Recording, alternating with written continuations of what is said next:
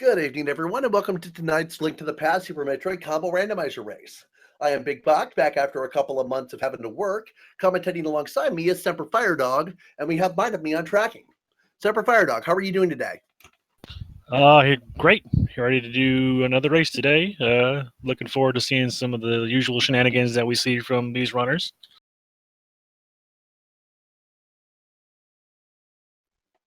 Good deal. Now, we've got one person left to ready up, and then we'll be about ready to get going. So, real quick, what are you hoping to see out of this race?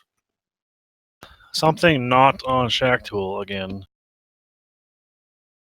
Shack Look, Tool is about the trolliest location you can get, if unless you there's look something back a that couple Gold of to weeks, you'll see that Shack Tool's had some value recently, and it's been kind of annoying. Yeah, the only thing I can think of that's worse is if there's something on Gold Torizo missiles and Space Jump is buried somewhere.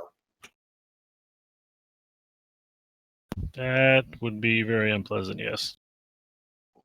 Anyone who's not aware, the Gold Torizo missile item is not accessible without Space Jump because of a logic catch in the original Super Metroid.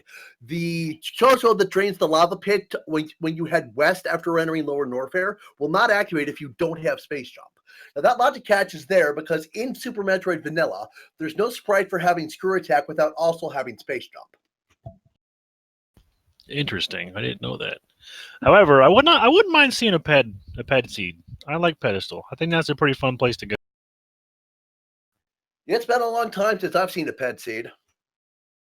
And meanwhile, chat, I'm going to post a link in the Twitch chat with the details, some of the tricks that our runners will need for today. This being a normal seed, we won't see the thing. The game will not require things like lava dives, hell runs, CWJs, IBJs, things like that. But these runners will probably do some of that anyway, just because logic is merely a suggestion for these guys. Infinite bond up actually can be required by the normal logic. The metric shows it to you somehow that it might be needed.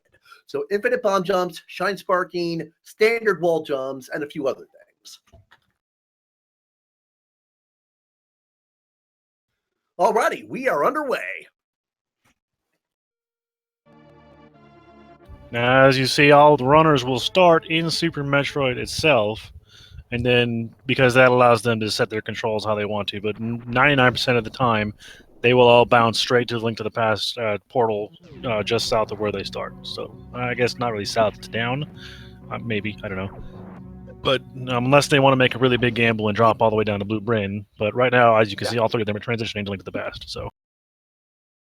All right, so Lake Hylia Island is maximum net. Crystal at Hera and a red crystal at Eastern. I didn't catch Desert. I didn't even see the map check. So there's a missile pack on Lake Hylia Island. Link's House gives us some super missiles, and Sanctuary gives us the map.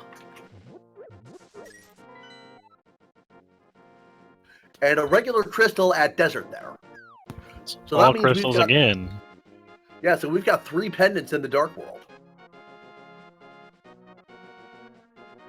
Looks like the tier 3 triple was, or is that a tier 1 triple? I mean, it was just arrow. The most useful at this point, although without a bow to go with it. There's $5 in the chest in the moat. As Maximum Barnage is desyncing Link's position from the screen in order to do the Houlihan room glitch, which is what happens when the game doesn't know where to send you. At the free 225 rupees once per game. And Uncle just has the red meringue, or as I like to call it, the best meringue. I always thought it was the lag meringue. It's up to debate. To answer a question in chat, yes, the combo randomizer is still on the V20 version 29 logic. I believe that the version 31 logic is being worked on, as far as I know. I believe Total is actually not a fan of the hint tile concept, so he might not. I don't think he's going to update past version 29, but I'm not 100% sure. Meantime, Maximum Barnage buying some bombs to give him plenty to do the Sphere Zero. Solski's headed towards the 50-50 bushes to see if he can grab a few. Or just one. Maybe two. We got Apathy Duck is headed up to the Lost Woods. Green rupees. Mushroom Spot is Missile Pack. Another tree built here is Small Hearts. Ooh, looks like there's a medallion at the race game. I didn't catch which one it was. We'll find out soon enough. Chad is saying that it was the Quake medallion. And there is Spring Ball in the Thieves' Hideout in the forest, so that's a nice item to have in the beginning. I think Spring Ball is an underrated Super Metroid item. There's a lot it does for you. Ooh, Maximum Barnage looks like he was going for Mini Moldorm and he took a dab. Those Mini Moldorms can be kind of a jerk sometimes. Yeah, the boomerangs cannot actually kill, correct? They just stun. Yeah, they don't kill. Some enemies are not affected by them at all.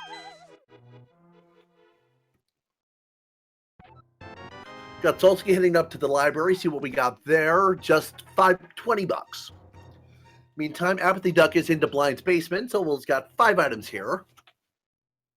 We'll work on the cropping and stuff, guys. Well, we apologize for the technical difficulties. We're working on it.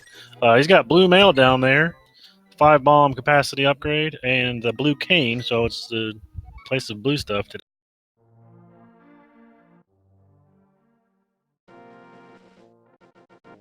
That's not a bad Blind's basement. Could have been better. There was a glove in the back of the tavern, according to our tracker, the wonderful Mind. Thank you, Mind of Me. Money item is just a heart piece. Looks like Barnage is going to take that. Early game, you can't have enough health. Absolutely.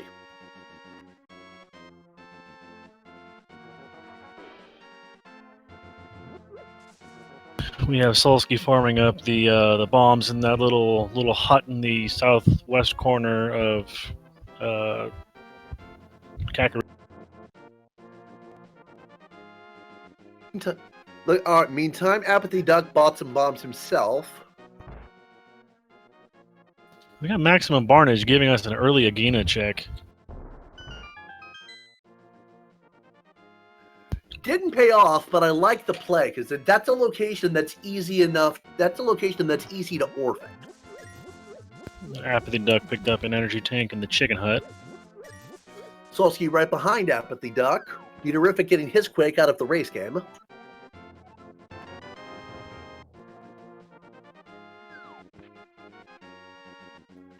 Looks like Barnage is heading back toward Mini Moldorm. He's got some revenge he wants to take out on those guys. Apathy Duck into the well. There's a Super Metroid energy tank. 4 more items. Flippers. Well, we'll find out when Solski gets it.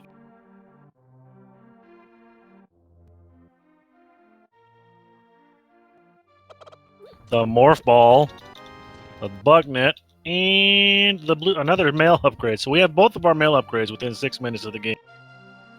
That is a really good value. And Barnage made it into Mini Moldorm for arrows, rupees, more arrows, and a missile. So really nothing there. Yeah, that's probably the most underwhelming Mini Moldorm I've ever seen. Yeah, it's pretty depressing. Yeah, so we have the Morph Ball, but without bombs or power bombs, we don't have a lot of access to Super Metroid. So I'm thinking we're going to see our racer stay in Link to the Past for a while. I would have to agree with you. I mean, they have a pseudo weapon with the Cane of Burna. They can do a little bit there. They have red mail. I mean, chances are they're not going to die anytime soon.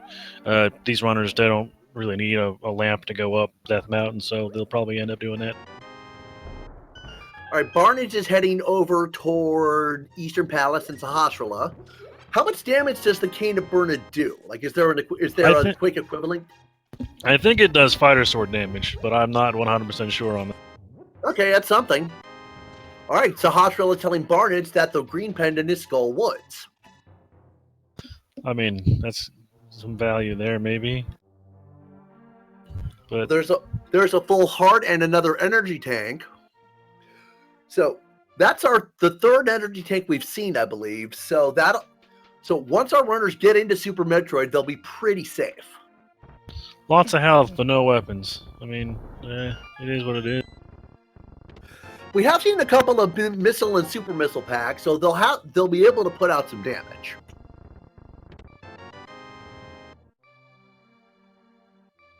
Maximum Barnage actually going to go straight into Eastern Palace with nothing except for a couple bombs. So this ought to be. Solski's right behind him, while we have Apathy Duck down in the dam. All right, what can we get within logic in Eastern? There's 5 chests, or no, there's 5 chests that you can check in the front without it, and one of them is out of logic, so 4 technically. There's $20 for Barnage. So that's one of the items. There's 2 more. Apathy Duck heading for Mini Moldorm. Eaterific finishing up Kakariko. Solski getting to Hospital's Closet.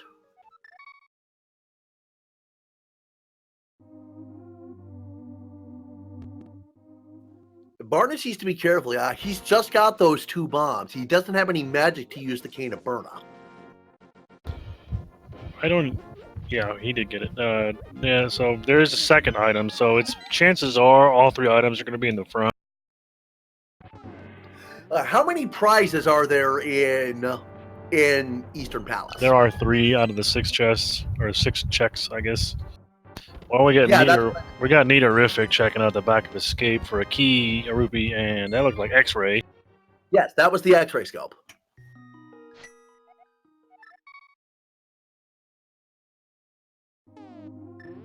Orange the Yordle. That's a good point. I forgot Eastern has a lot of those pots and such you can toss.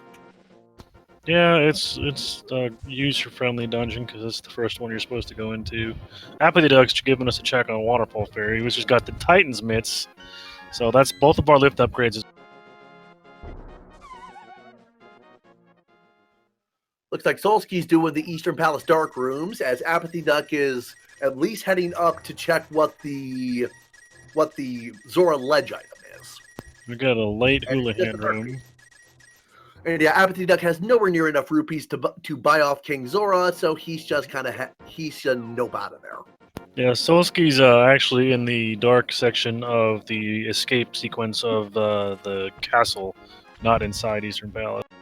I got confused. I mean, it's hard to see. It's hard to see dark rooms because you don't know where they are. I don't know if he got an item or not. Never mind. Tracker reminded me saying that it was just rupees. So that was Dark Cross then. Yes, that was the Dark Cross. Nobody has done the castle dungeon yet, right? That's correct. It's doable with just the Cane of Burner and bombs, but it's not the easiest way. Solski's setting up Houlihan drop now, which will put him at the amount of rupees necessary for Zora. Right, Maximum Barnage finds the last prize in Eastern, which is a heart piece in the big chest. But that is lamp locked, but that's not something that's gonna really progress anything. Yeah, those dark rooms on the east side of Eastern Palace are actually pretty easy. I mean, I'm pretty terrible at the game and I can do it, so. Looks like Apathy Duck is doing Dark Cross as well. Eaterific using that Cane of Burna on the mini Moldorms. It's a lot more reliable than a bomb, but it also costs magic, so, I mean, it is what it is. He had a full magic meter from somewhere. I didn't see him pick up a magic jar, but I think he might have picked up a magic decanter drop somewhere.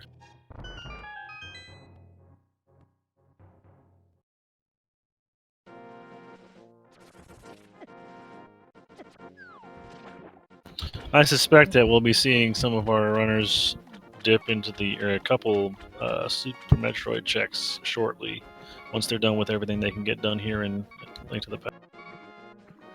So, based on what we've seen, it's seeming like there might be progression in Retro Brinstar. I mean, there's not much else we can do down there without having at least bomb, or at least a 5-pack of power. Looks like Apathy Duck's gonna do Dark Rooms to head through Death Mountain. Euterific gets Super Missiles from the Hobo. Solski's in Mini Moldworm himself.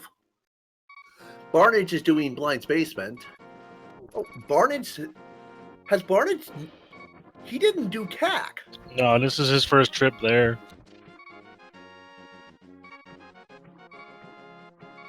He was making an interesting gamble off a different direction and didn't really pay off. He didn't get much of anything, so now he's going to get all the value that he would have had 5 minutes. Energy Tank from Gary the Old Man, plus the respawn point. It's a lot of E-tanks so far. It's like what, the fourth one we've had? 4th or 5th, actually. Apathy Duck not going to take the cross-game portal there, leading to the to the upper Norfair Business Center. Gonna check. Guess he's gonna check Spectacle Rock first. That's a good bet. I would, because there's 2. Well, he's able to get 1 item if it's something of value. If it's not, he may go down to the business center, and it's not. It's just a bloopy.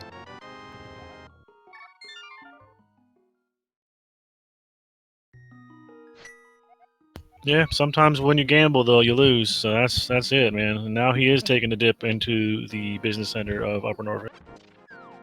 Yeah, he can get all 3 items here. Actually, yeah, he can get at least 2 items here. Oh, there's some power bombs. That'll make life easy. That's good. That's good.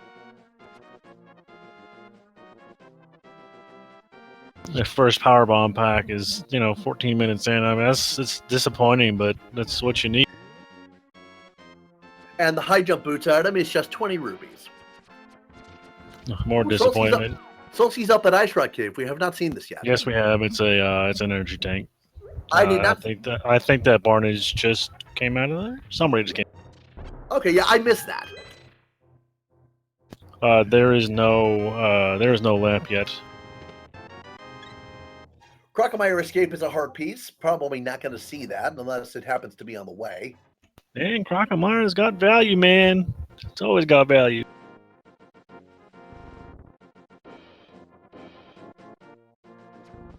Apathy's struggling with the wall jumps. I can't criticize too much. I can barely do them. The timing for wall jumps in Super Metroid is a little weird. It's a lot easier to do in Fusion and Zero Mission, but it's also a lot less useful. Yeah, it's nowhere near as useful there. All right, so Apathy Duck's got a lot he can do now since he found those power bombs. Looks like his first stop is going to be Kraidslayer. I mean, it's not a bad direction to go in. You got a boss to kill that you need to kill anyway, so might as well get it out of the way while you're. Solski is going to give us the first check of Zora because he does have the money for it.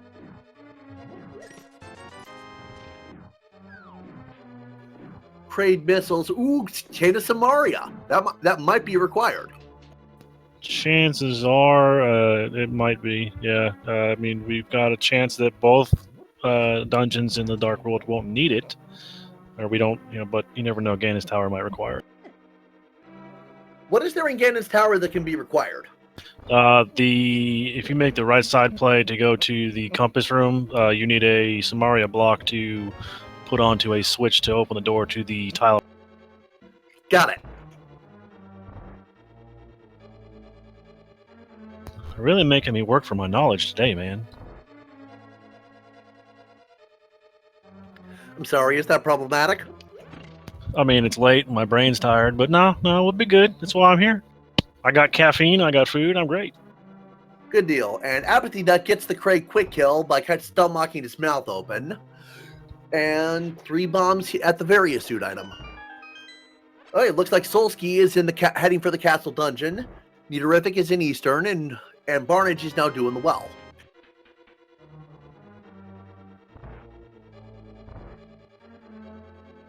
Hopefully Solsky finds some value down here, but we don't know. Yeah, so there's definitely something good down. Might I be pointing out that the map and the key have been found, so the bait. Ooh, screw attack! That's Super Metroid progression. That's nice. That's very nice. Yeah. Yeah, screw attack can just. Ooh, more ball bombs that create E-Tank. So no more worrying about being soft locked into any areas, which is kind of nice.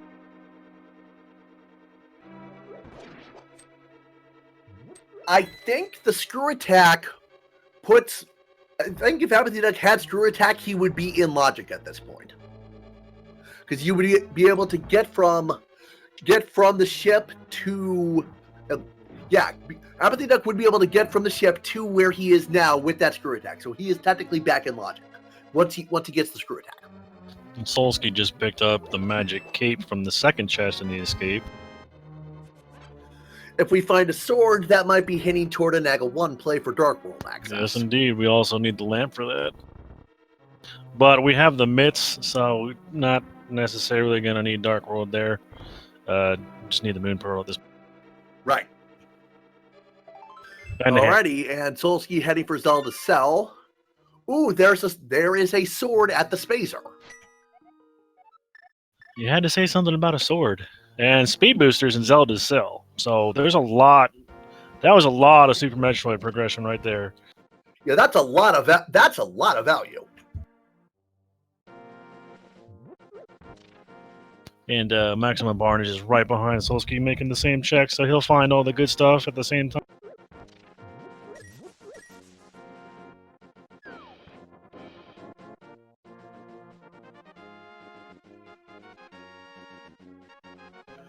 Apathy Duck going for a spring ball jump to ascend the red tower. It's not an easy thing to do, I don't believe. Also, he crouched before his jump because you get a little bit of extra height if you jump from a crouch. I mean, you teaching me things every day, man. I learn something new almost every time I come this. Yeah, I've played Link to the Past once, and I've never played it randomized, but my knowledge is pretty good from as much commentary as I've done. That's a fair value. Meantime, Apathy Duck gets the spring ball jump, and he's not going to go for the X-ray scope item yet, which I absolutely don't blame him for. Okay, he's going to head up to the top of Red Tower instead of trying to gate glitch his way up to Big Pink. We'll also have access to Retro Brin from there.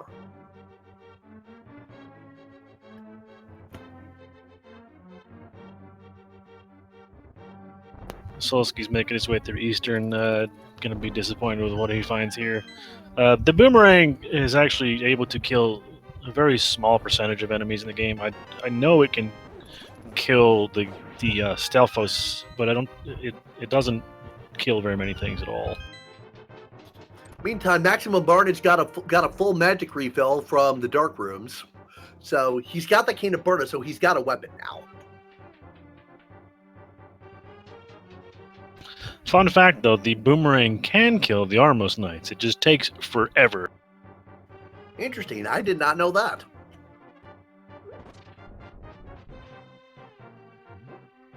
You can see that happen in Randomizer seeds. Sometimes people like to troll. Sometimes it's like the only weapon you got to get. Apathy Duck at Alpha Power Bombs gets pack of 3 bombs and 10 arrows. Not much value there.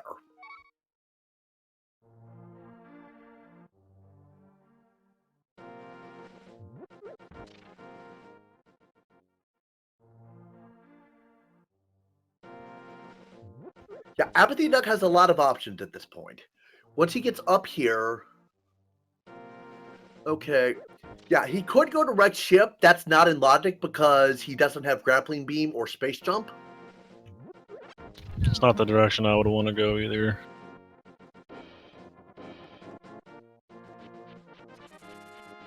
Beta Power Bombs is just a missile pack. Barnage heading over to the Hobo.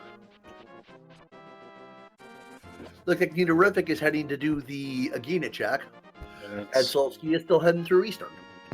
I wonder if he's going to give us a.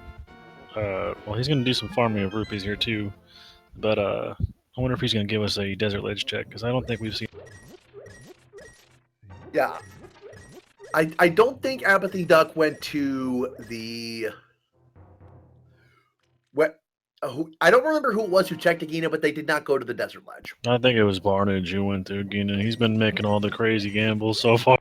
All right, Apathy Duck going for the continuous wall jump, which functions by kind of grazing past that ledge and then kicking off of it as you're still moving forward. Now it looks like he just made the one attempt, and he's gonna head back to the shed.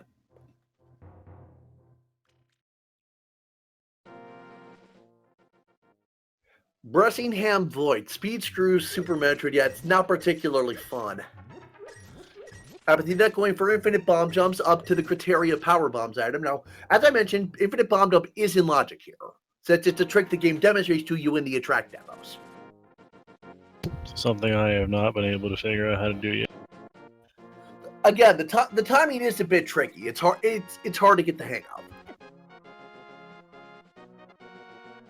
It looks like just a rhythm, but I haven't been able to find that rhythm yet.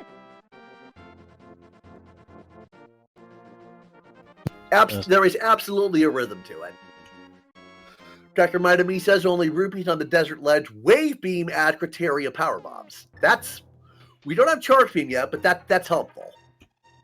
Seems like that mind of me is doing more work than I am. Dang.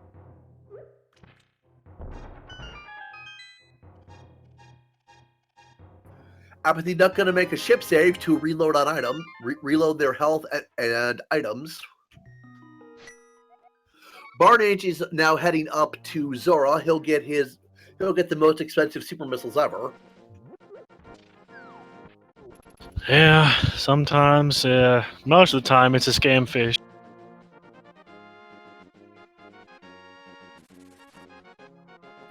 The Apathy Duck's heading for Bomb Terizo, but because he has the Morph Ball bombs, he will have to fight Bomb Terizo. Yes, indeed. A couple supers to the chest, and it'll be all over. And he's just holding some missiles, which is nothing. It's one of the most common drops we're gonna get. Missiles and rupees. Boom.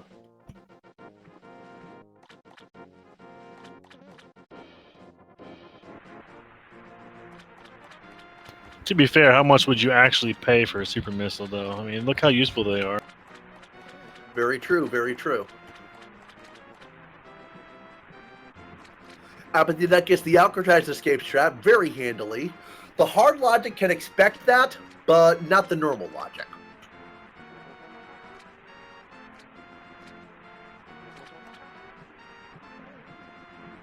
Bressingham Speed and Screw would get our runners to where Apathy Duck got his first power bombs in Norfair, but yeah, there are probably some in Brinstar before that.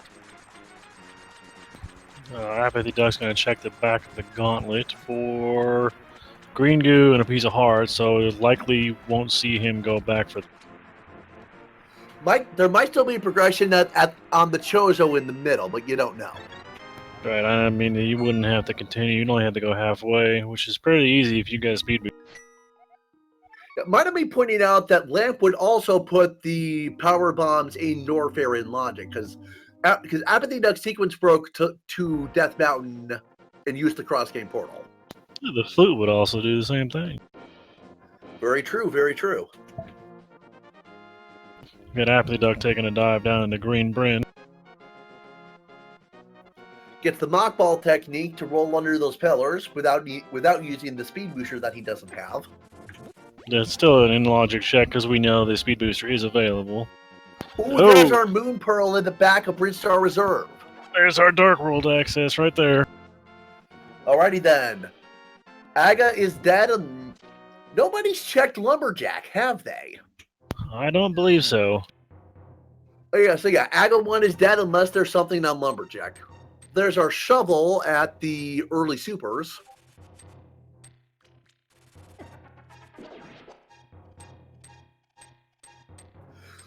Solsky and Maximum Barnage almost screen for screen here. Yeah, Solsky's having some frame issues. The Minami says that's on his end, so I wasn't gonna blame anybody. It just, sometimes technical difficulties happen. absolutely. So you do your best with the equipment you got. 300 rupees at the pit trap. Yeah, but he's gonna check it. It was the 20 rupees behind that. Okay. Meantime, heading for the Edacoons, who are how you learn to wall jump in Vanilla Super Metroid. Yeah, they're real good teachers right there. Mind of me saying Lumberjack was checked and it was just a reserve tank? Ooh, there's our lamp.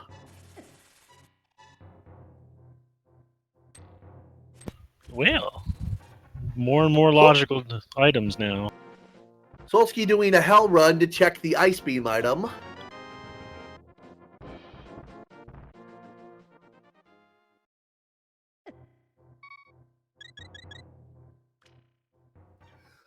Mind of me pointing out the lamp was power bomb locked, so I have no idea what that was at the ice beam. He's choppy, so I couldn't. Yeah, I couldn't see it either.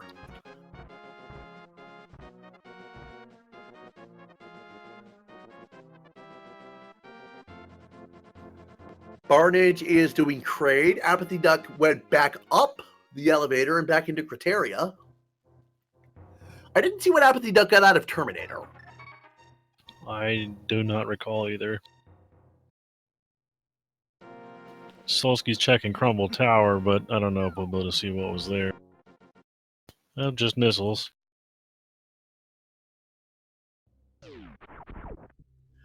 Apathy Duck heading down here. Not going to check. Okay, yeah, he is going to check Omega Missiles.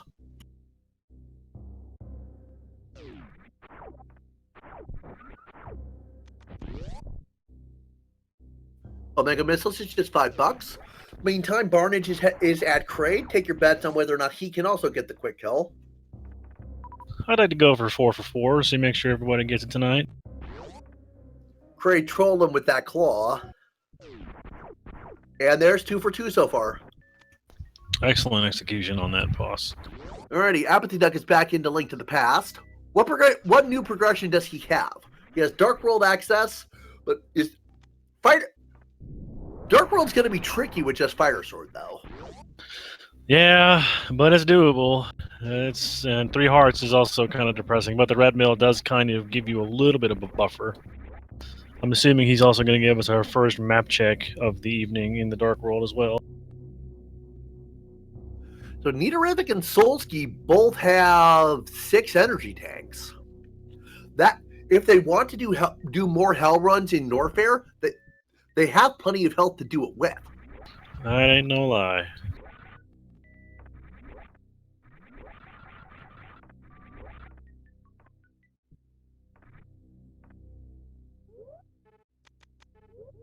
Alrighty, Apathy Duck, heading into the Dark World. You ready for a map check, folks? So we got 5-6 Crystal at Thieves Town, Red Pendant at Ice Palace, Blue Pendant at Mire, so the cane is required for Turtle Rock. Got it. And as the hospital told us, the green pendant is in Skull Woods. And remember, always bet on Pendant Skull Woods. Yeah.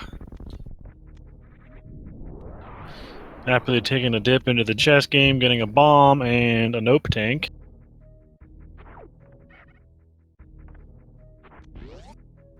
Nidorevic heading for Kraid. Barnage just went back to Barnage just went back to Link to the Past.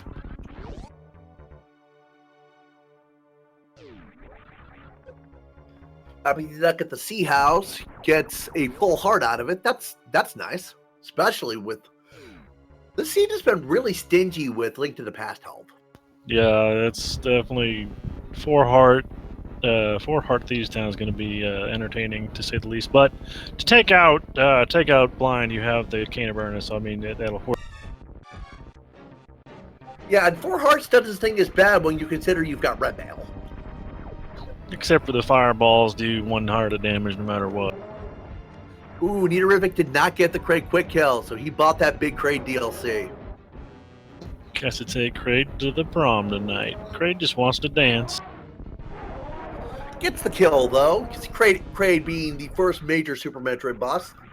There's Ether in the front of Thieves Town.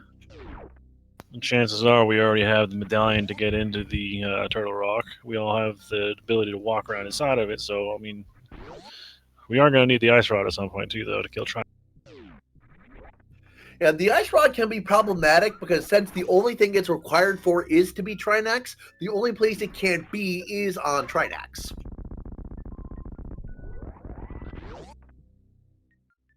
Which means it could be on pedestal. Barnage gets through the first room of the Gauntlet, and the Gauntlet Chozo is just 10 arrows.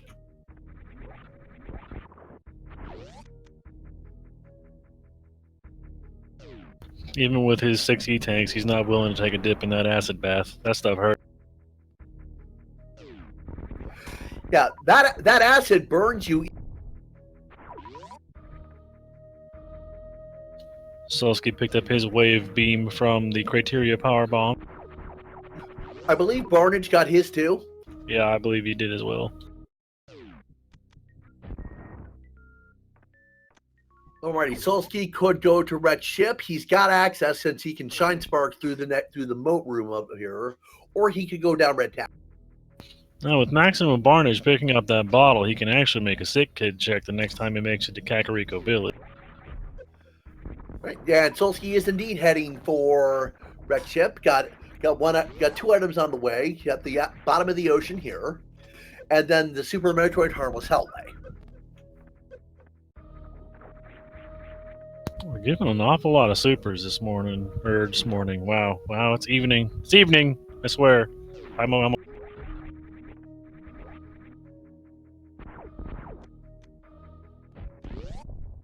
So what has Apathy Duck found in Thieves Town right now?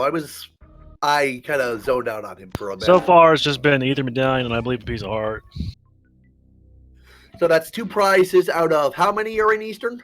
In Thieves Town, I think there are 3. Yeah, there are Town, 4. Right. I lied. There are 4. Okay, 4. I was gonna say 4, but I didn't want to be wrong, and then I said 3 and was wrong anyway. So, eh.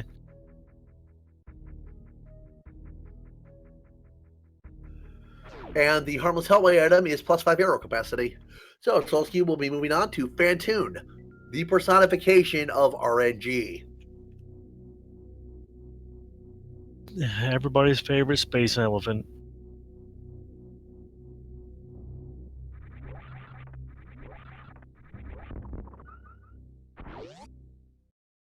Okay, before the fight starts, Phantoon can move in a slow, medium, or fast pattern before he becomes vulnerable. And then once he becomes vulnerable, he can close his eye, his weak point, fast, medium, or slow as well. Obviously, the worst you can get is a slow movement and a fast eye close, which I believe is something like a 6% chance to happen. So it looks like Blind is going to have our final item. Or I lied. Blind is going to have an item, because we already have the key. So yes, the 4th item will be hammerlocked, because I can't count.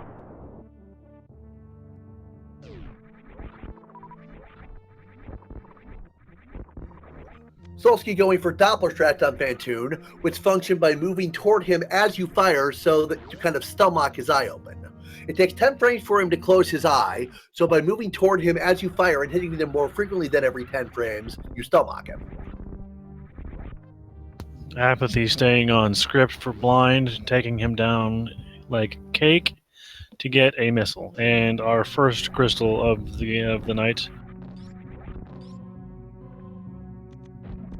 Remind me, which dungeon was the other 5/6 crystal?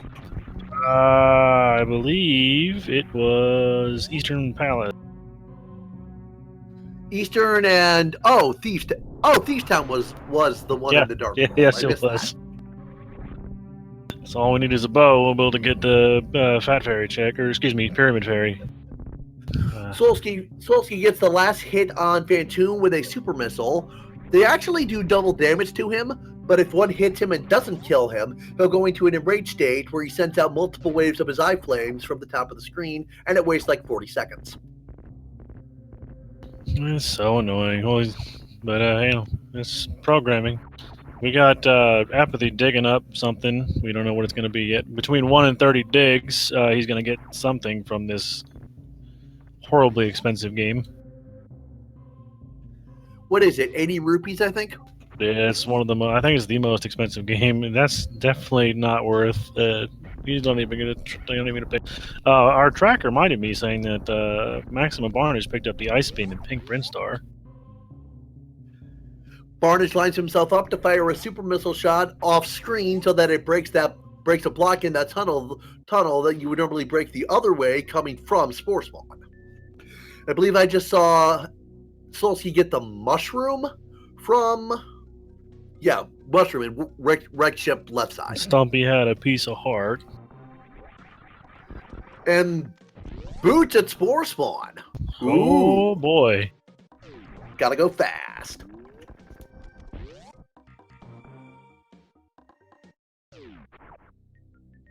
Solsky making a convenient save. Most likely he'll be heading over to the east side of the wrecked ship and checking the E-tank item. Yeah, I gotta get past the spike room of death. Yeah. And then if that's nothing, then he can just reset to the save and minimal time lost. We got Apathy Duck checking Hype Cave.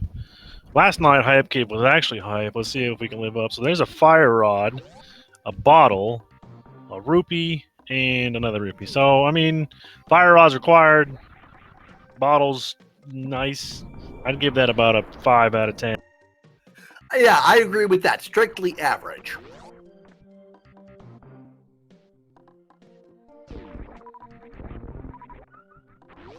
Unific getting his Atakun area check-in.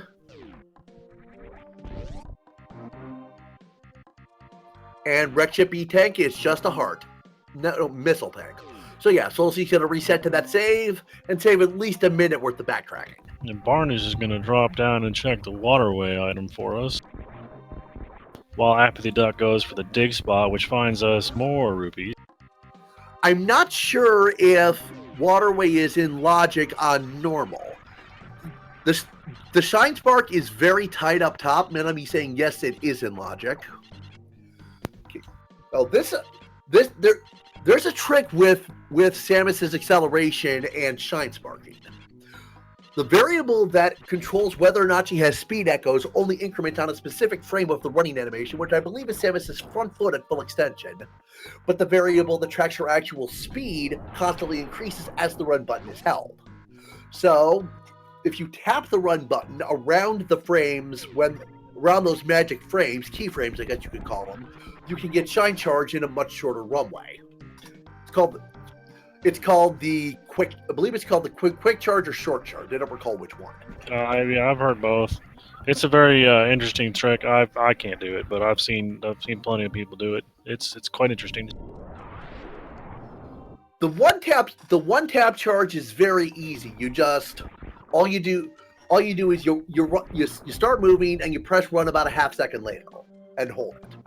That's how I always get the waterway item.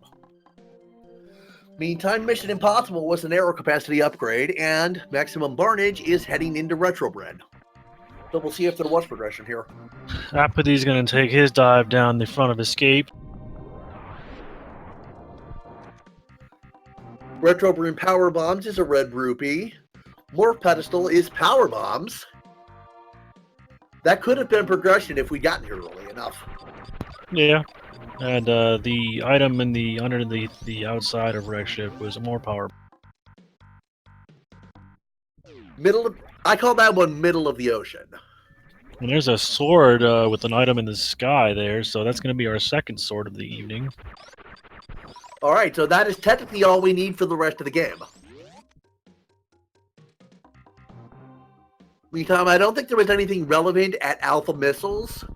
Meantime, Ceiling E-Tank is the Spazer. That's not bad since we haven't found the powder at Beta Missiles. Yeah, Spazer's not bad since we haven't found the Plasma Beam yet.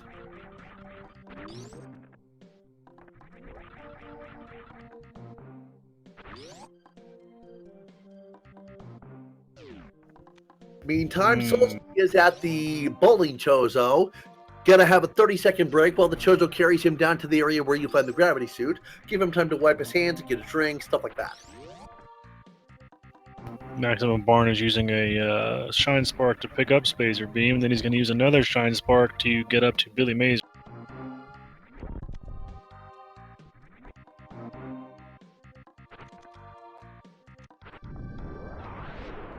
Ooh, Apathy Deck fighting the Mace Guard legit. Barnage finds some literacy and a heart piece at Billy Mays. Well, that opens up Desert Palace, and with boots, it's full clearable. Well, because we know there's a fire source, but we haven't got there yet. Fire source is needed to get to the land mollusk, correct? Yes, sir. Did Barnage do the Ataku loop? He would have gotten the lamp there if he did. I do not recall.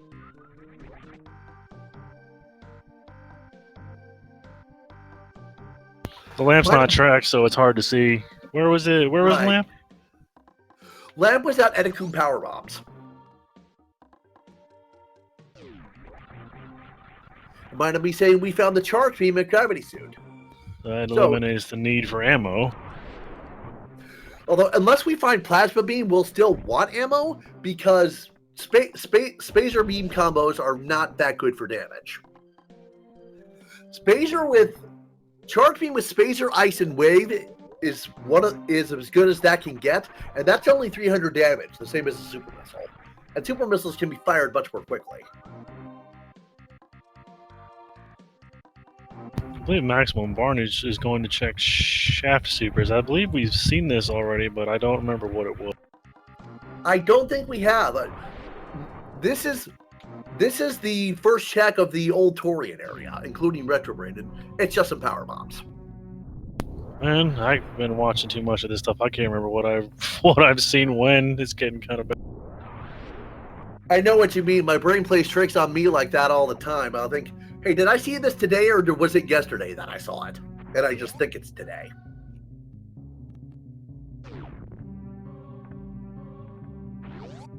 So, Niterific getting the Retrobrin loop cleaned out. Barnage getting his check of Omega Missiles. He's probably going to clean Criteria out at this point.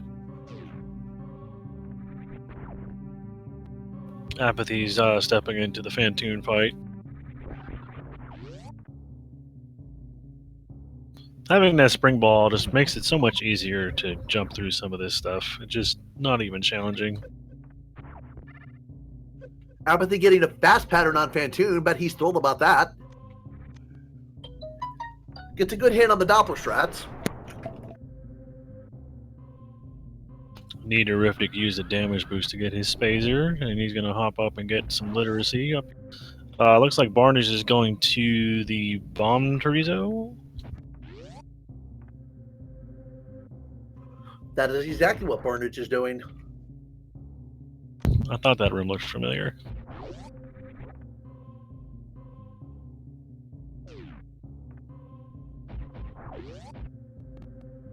Salty's coming down to make his green Brinstar checks.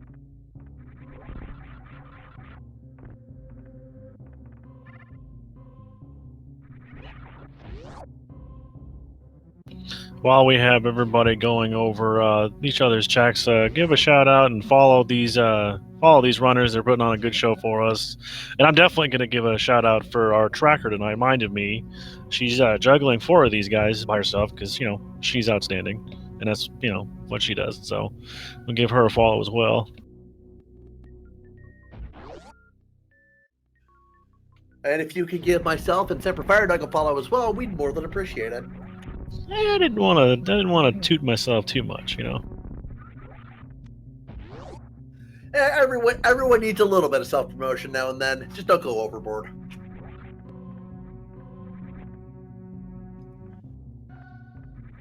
And actually, as long as we're shouting out, let's give a shout out to Total, the madman behind the code logic that makes this work. I am a very, very big fan of it. I can't play it, but that's why I call it, because I love it. It's so much fun, but I just can't do it. I am so bad at Super Metroid, it's not even fun. Yeah, I get that. The skill cap in Super Metroid is absurdly high. Not to mention the learning curve and the skill cap are both ridiculous.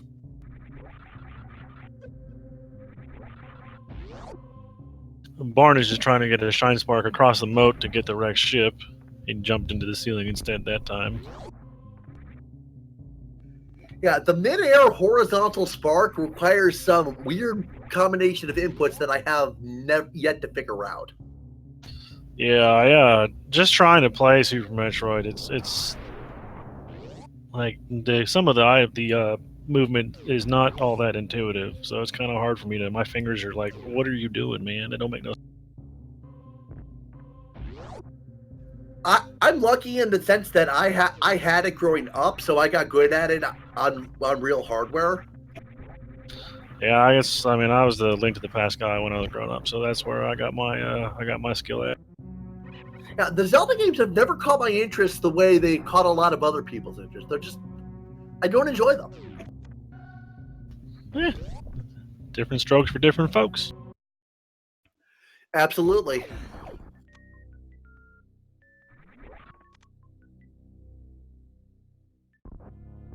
Barnes is making his way down to the Phantoon now.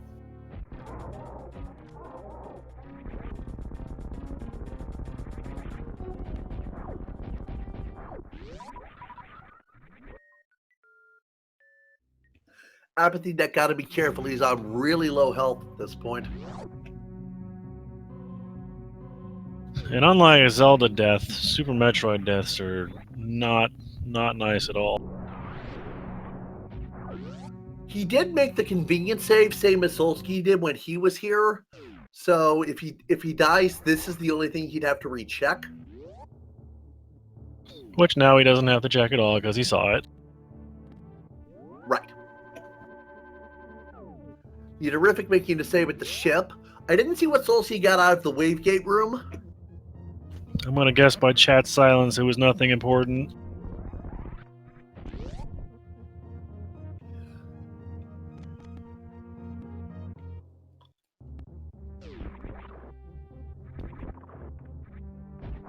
Solsky dropping down to check waterway for us as well, while Maxima Barnes takes on Phantoon. You might have noticed that, well, that Barnage got a really low jump going there, and that's because Speed Booster without high jump gimps your height the faster you're moving when you jump. Oh, Barnage did not kill Phantoon with that super. There's the enraged state I was talking about. Such a time waste. It's so painful. Fortunately, Barnage is in no danger since he's got the screw attack. He just uses the iframes from that to get through the flames. Yeah, it makes life easy. Apathy Duck sees the attic item is just missiles. Didn't see a lot of what. Oh, he was one hit away. He just that is the worst. That's a terrible feeling knowing you were that close. Feels bad, man. Solsky's gonna pick up his E-Tank from the Green Hill Zone. That's up to, was that like 8 now for Solsky? Yeah, that's 2. Yeah, Super Metroid's energy display is 2 rows of 7. Man, that's a lot of health.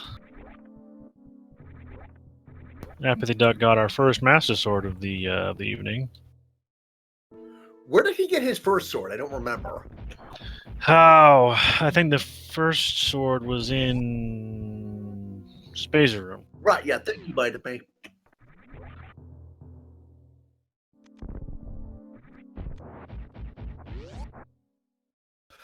Terrific heading in for his Phantoon fight.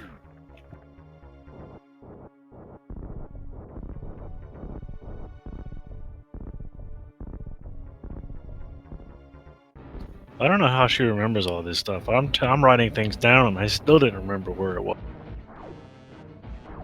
Yeah, my multitasking skill is not as good as it used to be, so I generally try to concentrate on one thing at a time. Me of mine. Ah, cute. Okay. Solsky using an IBJ to get the Spazer, or well, trying to get the Spazer. Solsky actually did get the sword from Wreck Ship. He doesn't have the other one from Spazer yet, I don't believe.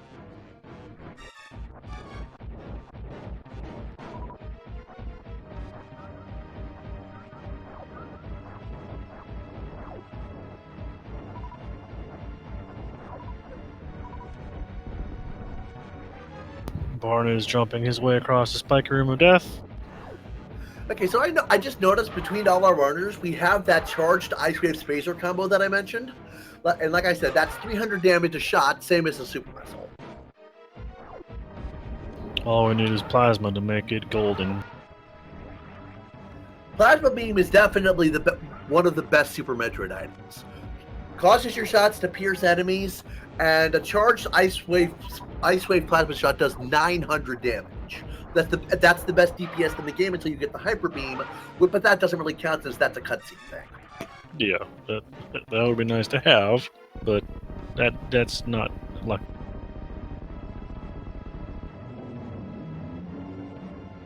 Apathy Duck draining their energy reserve tank, so can take 4 hits going across here. There's 2. Okay, made it across in 2 hits. Not bad at all.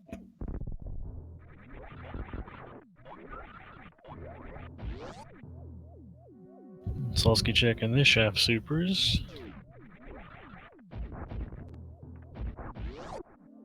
To get his power bombs up there. Now that we've once we got past the initial not having any power bombs, we've had a ton of them so far. I think most runners in any percent only go for what, 15 is the max that usually. 15 is the minimum you need to be able to deal with all of the Metroid tutorial without the Ice Beam and without backtracking to reload or relying on drop log. Yeah, nobody likes relying on RNG.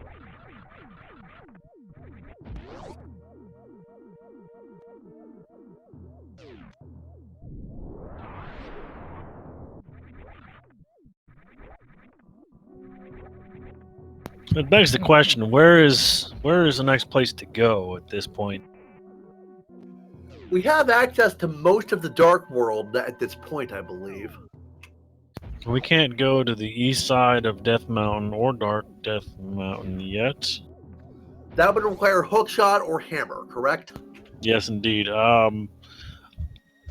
Technically, we can get inside and full clear Mire with the boots being able to bump across the gap. And well, you don't need the flute, but you could get to the lower Norfair maybe. We might need a Varia suit for that, so that's not going to happen either. Yeah, lower Norfair access in logic, I believe, requires Varia, Gravity, and High Jump. Ice Palace is on the table with flute, mitts, and fire source. But only Apathy Duck has our fire rod thus far. We found Fire Rod in Hype Cave, right? Yes.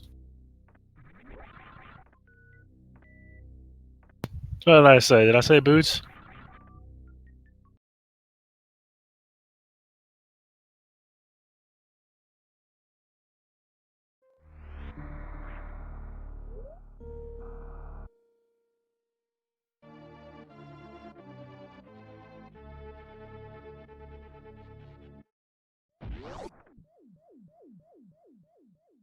Slowski going to check King's Tube and probably Bonk Rock shortly after.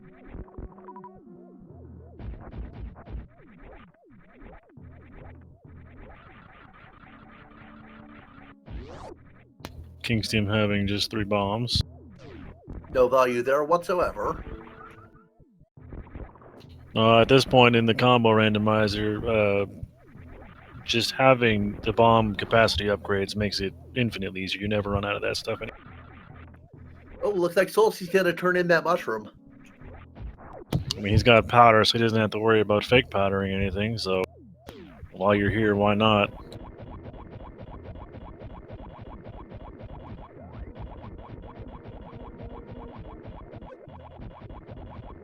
And mushroom turning gets him missiles.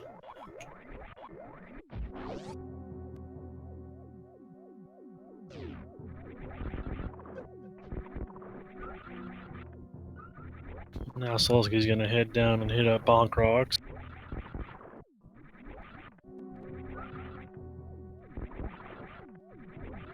Nidourific cleaning out the attic area. Barnage is on his way out of the wrecked ship.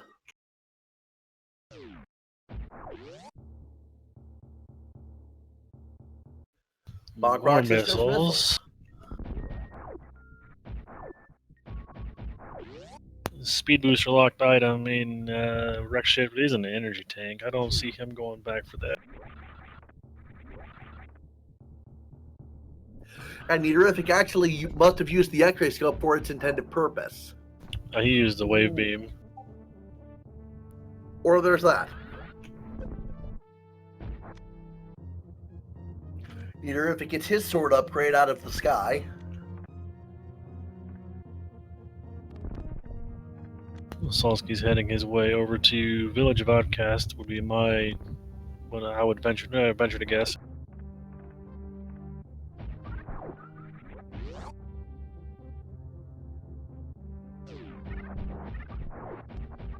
Sleepy Night. He is not, because we have not found Plasma Beam yet. But that's the only one that's missing.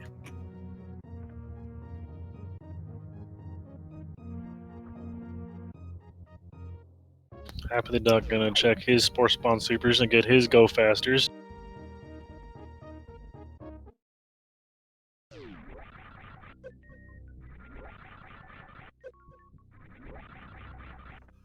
Looks like Solsky is heading for Skull Woods. Gets his map check in. I mean, interesting check. He's gonna be able to check the locations here in the front. Probably won't. Well, he may not find both items, but if he does, he knows he doesn't have to come back unless Green Pendant has something. If he finds the mirror, I will venture to guess that he will probably give us a pet. Okay, there's one prize. How many are there in Skull Woods? Skullwoods has 2 prizes. It's kind of a small, inefficient dungeon. How many chests are there total? There are 6. 2 of them have. Well, one has a key, big key, map, compass, and then 2. Got it.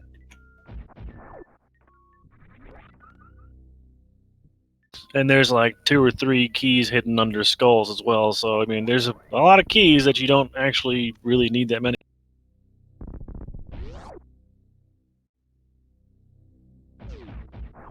Alrighty, looks like Solsky is just... There's the compass. Looks like Solsky's just on the hunt. Yeah, if he had gone to Hype Cave first, he could have fully cleared this. But he had, I mean, nobody likes going to Hype Cave because Hype Cave never has any. Looks like Barnage is brute forcing the X-ray cave, X-ray scope. So we found both items in Skullwoods, so it's not going to be.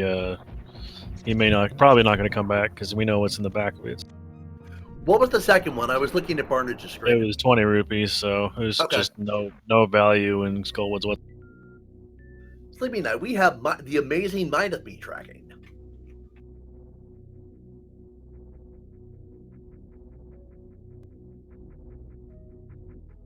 Looks like Solsky's going to give us a check of Bumper Ledge. There's our Plasma Beam. Which he can get because he has the cape. And he's right there, so I say that's worth the time. That's definitely worth the time. Plasma makes up... Charge Ice Plasma will make the end of the game so much easier.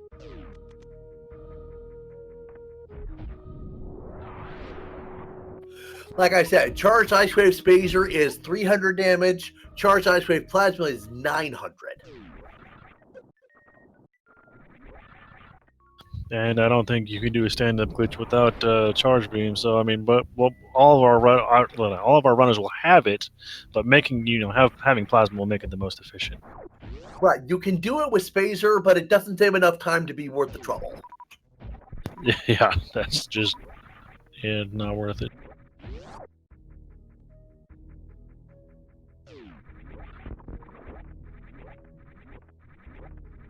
Now Solsky's heading down to the Village of Outcast proper. Well, we already know that there's not much to be found. The Sanctuary Heart was actually in the C-shaped house, surprisingly. Oh, cool. Meantime, Apathy Duck's getting his check of Retro Bryn. Eaterific heading up toward Criteria. Barnage is just back into Link to the Past. Yeah, the game tonight has been relatively health stingy as for the Link to the Past side anyway. And for Super Metroid, we've been handed E-tanks like they're candy. And yeah, red mail is what, a 75% damage reduction, I think? I don't. I think it's. Yeah, I don't know. It halves a half, so sure. Yeah, that's a quarter. That's a quarter damage, which is a 75% reduction. Of most damage. Some damage will still go through it all. Like any trap damage, like fireballs, spikes, things like that, will always do 1 heart of damage or X amount of hearts of damage. Like actually the crystal rollers and turtle rock, I believe, are dampened by mail. So it's just like fire spikes in Mothula's room and fireballs. Interesting. Didn't know all that. However, a Ganon hug still hurts, so don't get hit by that.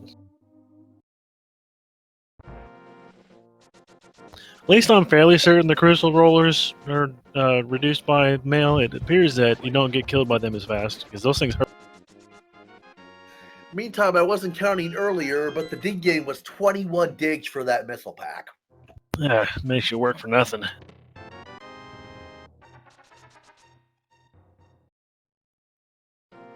Surprisingly, we haven't seen any suits yet for Super Metroid. Yeah, most of Norfair and all of Meridia are still completely off the table.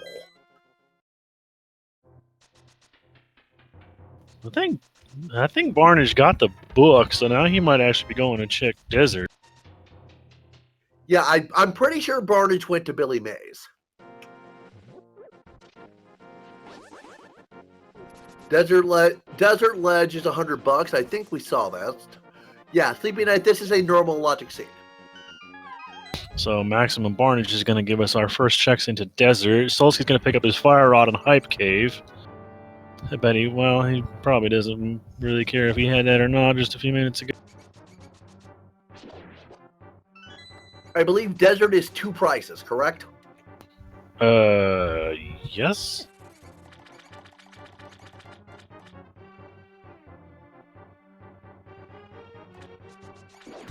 I know a lot about Zelda, I know my brain's a little foggy. So we're not boots locked, so the big key was in was that the map chest? First prize is missile tanks on the torch. And chances are this big chest is going to open up a key to get to the right side. Good call. I believe that the key logic demands that happens. Because basically the key logic says we will give you the keys necessary even if you use your keys in the worst way possible. Right. Pyramid, Solsky's at the Pyramid of Darkness. The ledge there is just 3 bombs.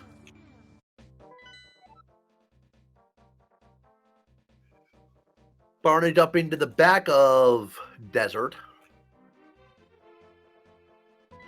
He didn't check the right side. He's banking on that second item being on land mode. You could use Bottle Glitch Sleepy Night, but the logic does not expect it. The logic doesn't expect any glitches like that in Link to the Past.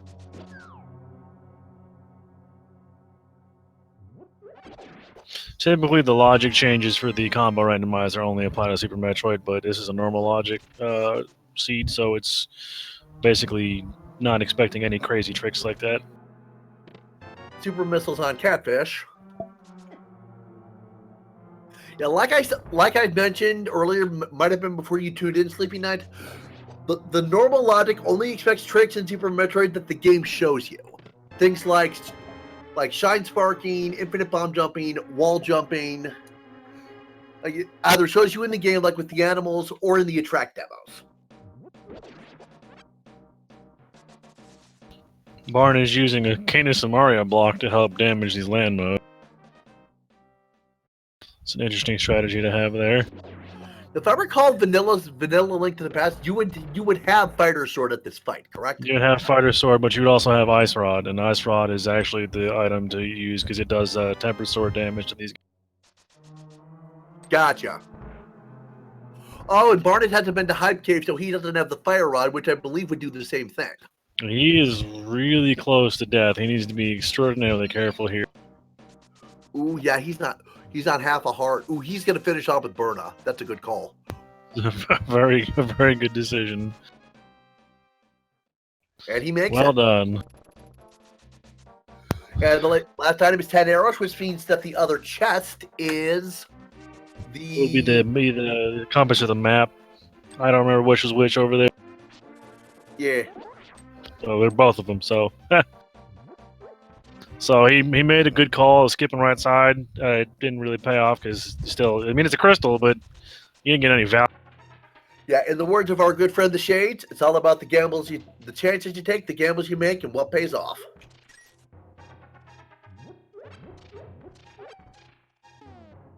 At this point, it seems like Hype Cave and then going into Ice Palace is going to be something that's going to be needed to do here. Right. The fire rod is Ice Palace entrance to by killing the Freezor, correct? Yes, you can do that with either the fire rod or the Bombos Medallion. And considering we had the fire rod, Bombos Medallion could be in. Well, it looks like Barn is just going to get his mushroom turn in. Meteorific is over in Village of Outcasts. Solski's doing Desert, and Apathy Duck is also doing Desert. Reminded me pointing out that we also could do a Smith sequence with the purple chest and the Smith because we do have Titans. And then Palace of Darkness or IP. An Oris Literal, yes, that would be the absolute worst case. Varia or Gravity on Sahasrahla.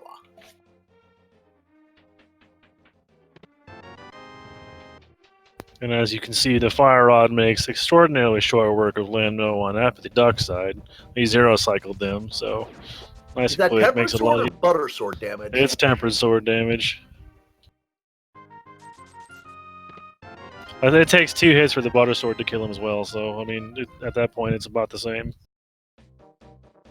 The jump between tempered and butter isn't that big of a deal, except for Ganon, whereas the jump between mastered and tempered is significant. Gotcha. Basically, if your sword makes a different sound, like it goes from the little swish to more of a swoosh, I guess, that's when you know the upgrade is there.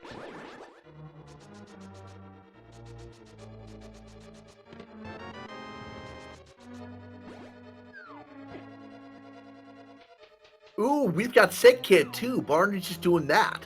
Yeah, I was about to call that out, and it's nothing. $20. So yeah, the seed's been kind of stingy so far, not really giving us much of anything in the ways of putting us into.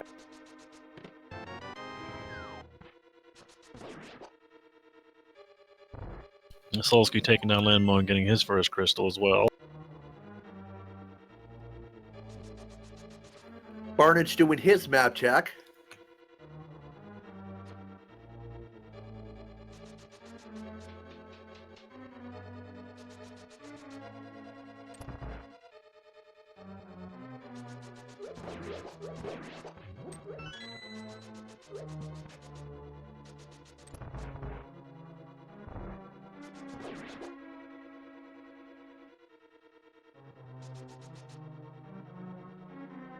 And Apathy Duck having the fire rod, he's going to take a stab right to the back of Skullwoods. We know that is not the best play, but he may get the green pendant and get us a check of what Sahasrahla is carrying, which could be. Yeah, there's not a whole bunch left in Logic at this point. Like might have been said, Smith, Purple Chest, Pod, Ice Palace, or the green pendant.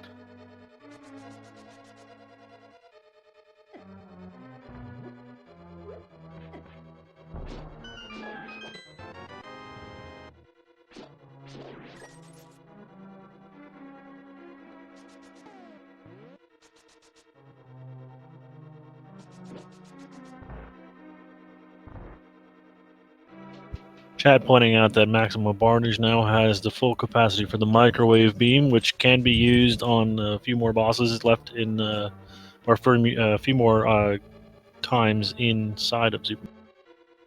Now, if memory serves, the microwave strat can be applied to the metal space pirates on the way to Ridley, and it can also be applied to Botmoon and Dragon. Yes. I believe that is correct. No, the microwave beam functions by firing a charged plasma shot into an enemy that's not flagged to stop it, because you're not supposed to be able to have it for that enemy, such as Dragon, because he's the one who guards the plasma beam, and Botmoon, because he guards Dragon, and then activating the X-ray scope while the plasma beam shot is inside them. Their invincibility frames will run out while it's the Yellow Devil pause glitch. Exactly. I was just trying to give the more technical description before that. Apathy Duck made short work of Mothula. That was a really fast fight. Yeah, Mothula's hard to fight efficiently because he's a very well-programmed boss, as I'm sure most of you know. And I just saw that Blind's pun was something bugs him, so that's always... He hates insect puns. They really bug him. Mm-hmm. And Apathy Duck has that green pendant. He looks like he's finishing up Skull Woods. Well, he wants to get the 2-item checks, which he hasn't received yet because he dove straight to the back. Yeah. Well, we know that's like when... Oh, he's death warping here. Yeah, which with red mail is... I mean, at least he only has 5 horrors, but with red mail it still takes for...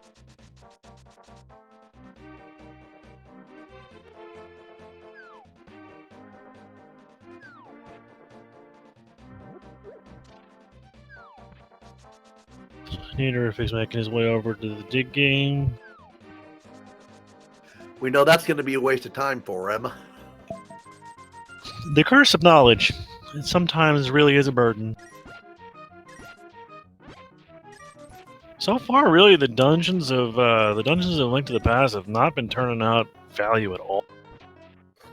Barnage gets 100 rupees from the random chest in the chest game, so gets his money back on it, basically. It's always nice.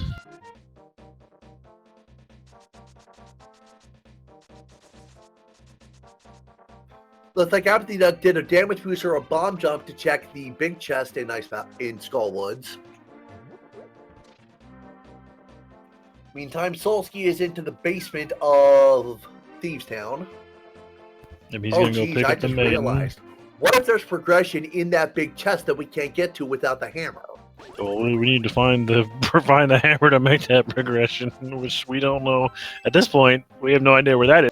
Which, I mean, I'm thinking that just to the game being mean, it could be a required double dip of Ice Palace, or maybe not double dip, I guess a single dip. But you know, I get it. It could be buried behind a play in a dungeon that you need it to finish. So it could be in Pod or in Ice Palace.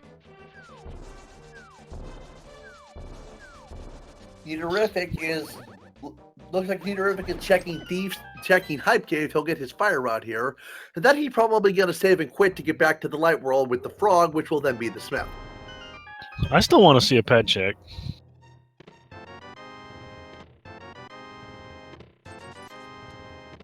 Pet is always fun.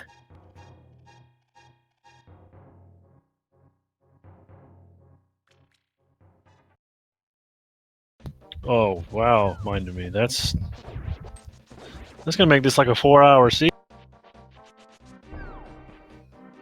In the words of Bishop Maxwell from Helsing Ultimate Abridged, okay, you need to chill.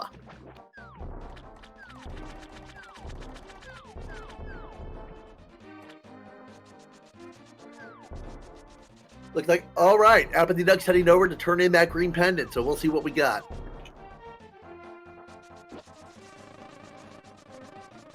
I hope this is value, because that's gonna make him way ahead on this.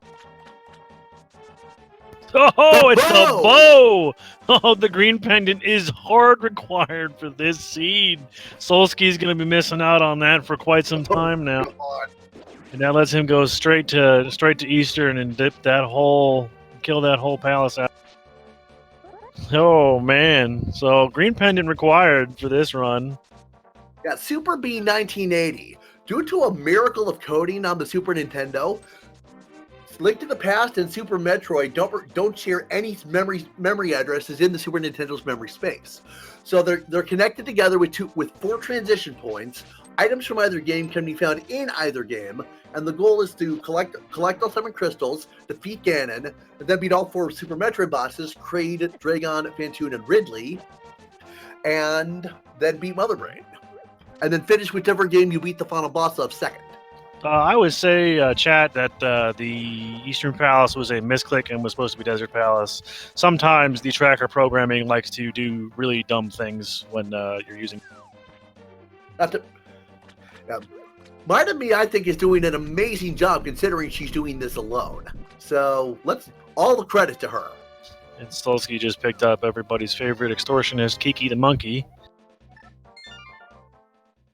They're paying that monkey an exorbitant amount of money to open a door.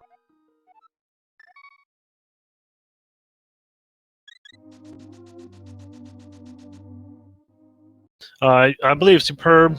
If you go to, there's a Discord out there that lets you can, literally the Discord community for this game, for Link to the Past Randomizer, for any randomizer community that I've been a part of so far, is the nicest group of people I've ever had my chances to dealing with. They are so helpful in getting you set up with everything you need, helping you figure out tricks and all this other stuff. I mean, it's just a huge, excellent community to just really help you in your infancy days of this stuff. It's fantastic.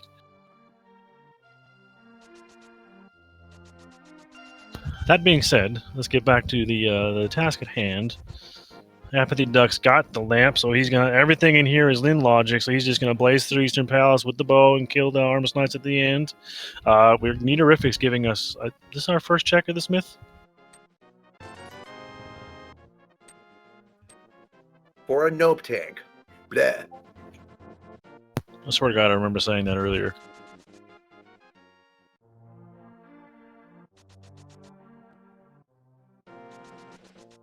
Yeah, Solsky going for the potion glitch, which is okay. So he can scroll these mimics off screen, and the game will think they're dead and open the door. It's all about just unlocking the camera during the transition. There, lets the camera free float and lets you position it so the mimics can be walked off screen. It's one of the legal minor glitches we have set up for this kind of stuff.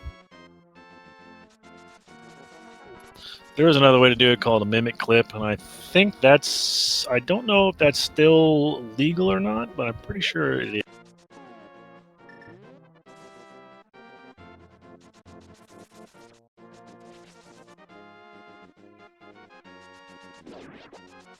Solsky taking, looks like a death warp in pod to get to the front. I agree with you, Superb. Mixing 2 great games together is it's awesome. I don't play these myself, not often at least, because a lot of times I'd rather watch, so that's why I do commentary. I do Link to the Past runs a lot because I like that game. I can't. Super Metroid and I we don't get along. I can't play this game for crap, so I'd rather comment it because I really enjoy watching it and I really enjoy knowing a lot about it, but I can't play it. I just can't. Yeah, I can play Link to the Past, but like I said earlier in the broadcast, I'm just not a big fan of Zelda games. And the Knights had a map, so Eastern Palace is done. Maxima Barnes is going to be the last runner to take up his fire. Appreciate the vote of confidence, Superb 1980. It's always nice to be told that we're doing a good job.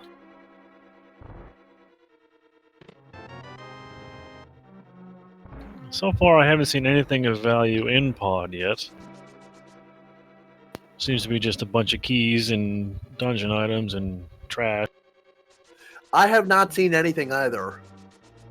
All right, Solskis looks like he's going to check this chest and the Harmless Help and the dark rooms down here first. Maybe Harmless Hallway too. He probably doesn't have the big key yet, so he's looking for that first. Oh, right. Duh. I don't know if he picked it up.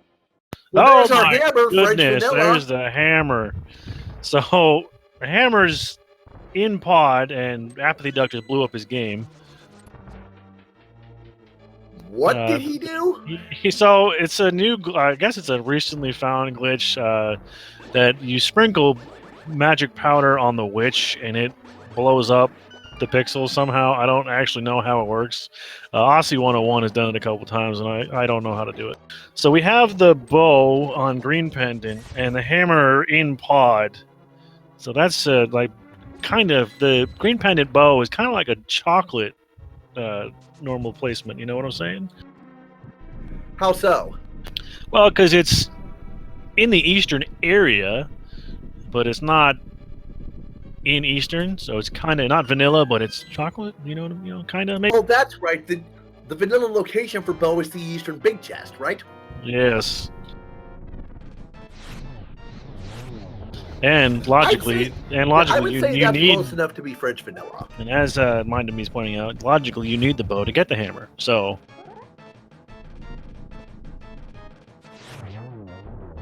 Any bets on how long it'll take Solsky to get back and grab that green pendant? I doubt it.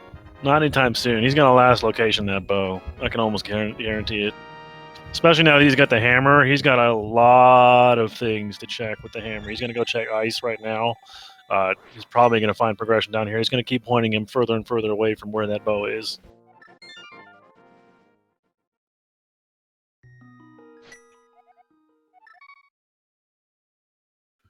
Meantime, Barnage is in Palace of Darkness, following in Solsky's footsteps.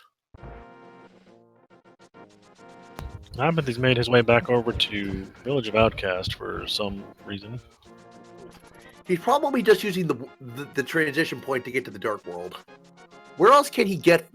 Where else can he get from here? Oh, that's a fair point. It's the only way he can get to Pod is through that way, because he can jump across the lake. That's probably where he's headed, is going into Pod right. Gotcha.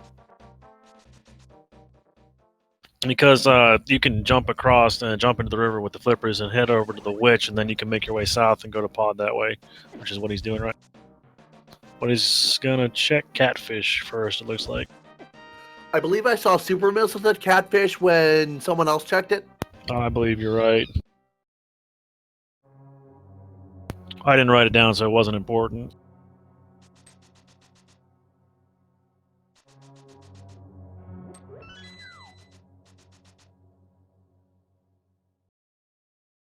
So can you throw just anything into Catfish's little circle?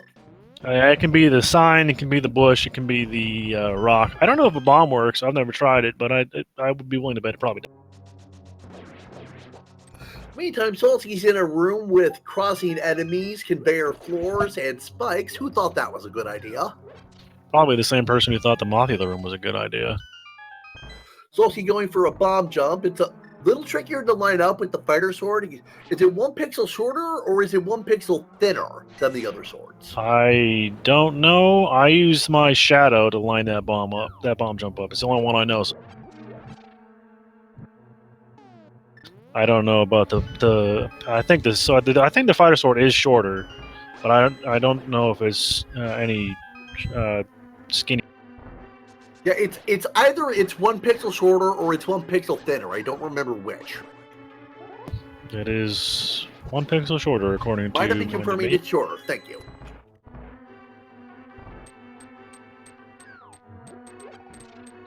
Maximum Barnage getting a successful hammer jump.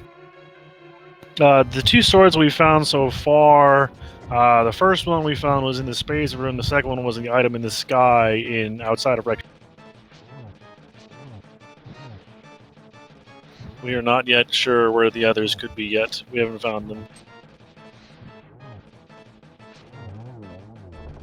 Unirific does a pretty good Mothula fight, but again, it's conveyor belt floor, spikes, and a boss. Why? Why would you do that? I mean, because they ran out of ideas? I don't know.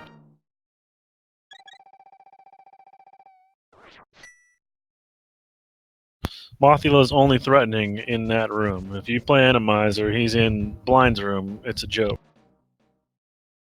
All right, Unirific has beaten Mothula, so he'll be able to get his bow from Sahasrara. anyone's guess when Barnage or Solsky will get there. Although I don't think Barnage has been to Skull Woods yet.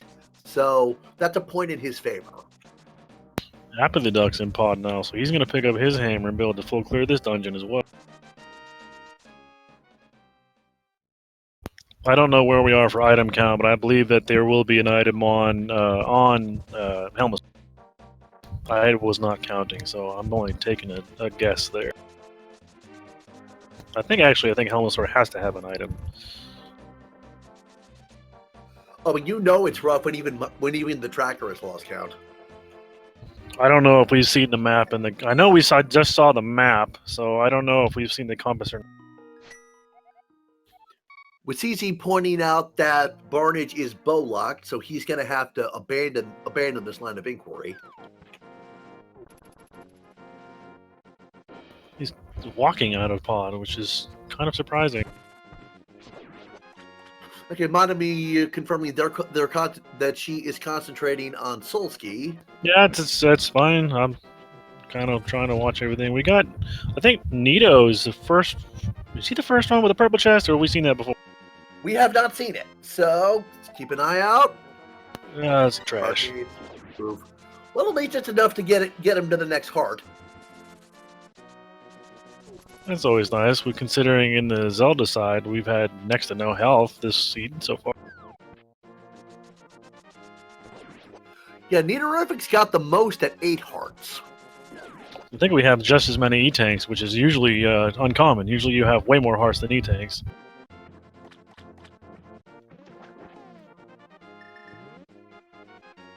Nito's going to take his hammerless dive into Ice Palace. Is there anything in Ice Palace that requires the hammer? You can't get to Cold Stare without the hammer. Oh, that's right. It's got the little Diglett type things in front of the hole to drop down. However, it is a pendant as well, so it may not be worth seeing. Oh yeah, and there also are two chests on the right side, right? Where the Stalfos is dropped down the room, you have to pull the tongue of the statue to get the door to open. You need a hammer to get to that statue. Barnage getting his check of the catfish. Solsky trying to bomb jump across his way to get to the big chest of Ice Palace. Looks like he succeeded. One of the nice things about the version 1.0 of this is during falls, I don't know if it changed it or not, but when you're falling down a hole like that, you can still take damage and be grabbed by Wallmaster. That's a glitch in the vanilla game?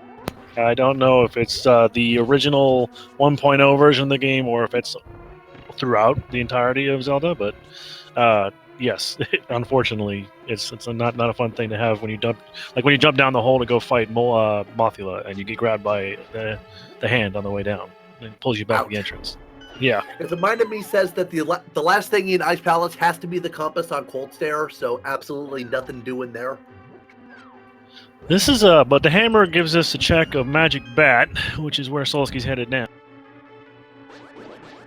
Well, I guess Maximum Barnes is going to give us a check first because I wasn't looking down there yet. Apathy Duck in the Dark Mason pod. There's that map. Nidorific deciding not to do the bomb jump, which, I mean, at this point doesn't really matter. A heart container on the Magic Bat.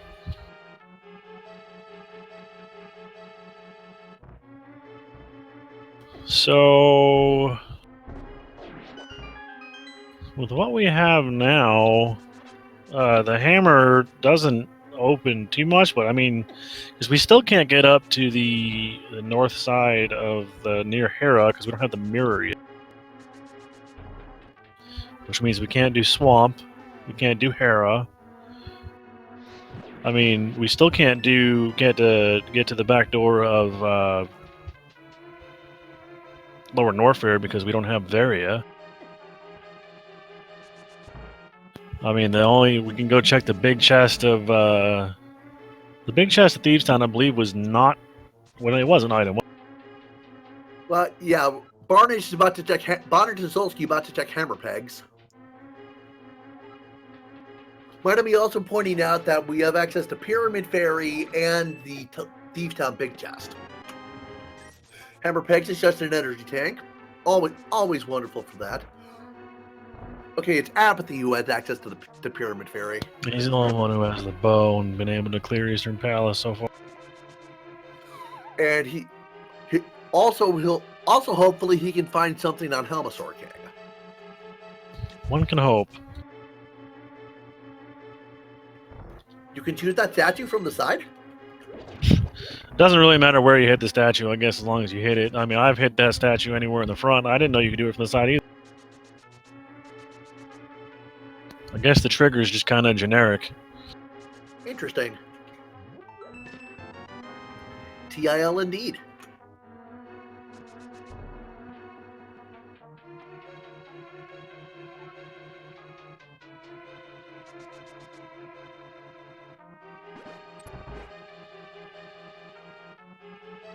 This seems like it's almost being more difficult than the seed we had last night, and that was a hard logic seed. The thing with hard logic is, just because it can be required doesn't mean it will be. Last night's seed for hard logic was actually fairly easy.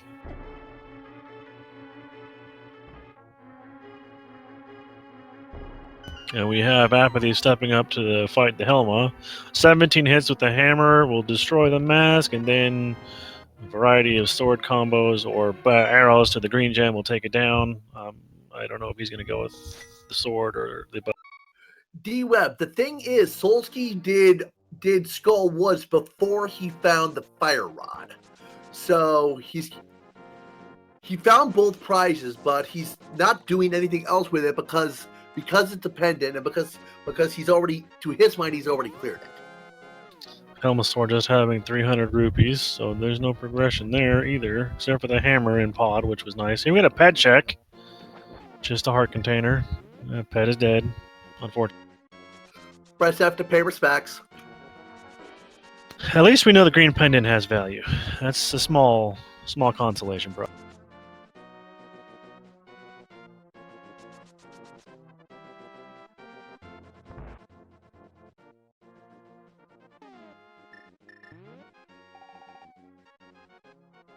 Okay, so what does Apathy Duck do now? Oh, it looks like he's heading for a Dark World transition. He may be checking Pyramid Fairy. I think he's probably going to do the Pyramid Fairy. That's the only other logical thing to do down here, besides dipping into Ice Palace. But I would do the Pyramid Fairy first, because Pendant Ice Palace is one of the worst things you could possibly. Nobody has been to anywhere in Norfair yet with Hell Dives or Hell Dive, yeah, or whatever you call it. Hell Runs. Hell Run. Lava Dive, Hell Run. Right. Okay, gotcha. Yeah, and both of those were nothing. Yeah, no, I know Nora doesn't stop people, but nobody's tried it yet.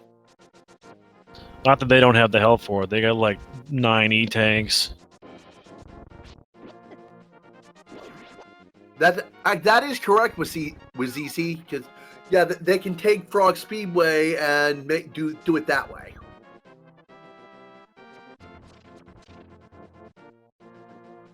Well, we got Pyramid Fairy being checked here. Solsky is going to be able to give us a look at that big chest in Thieves Town as well. He's already cleared it out, so he's going straight There's our for it. Various suit and the hook shot. Holy crap, the value! My goodness.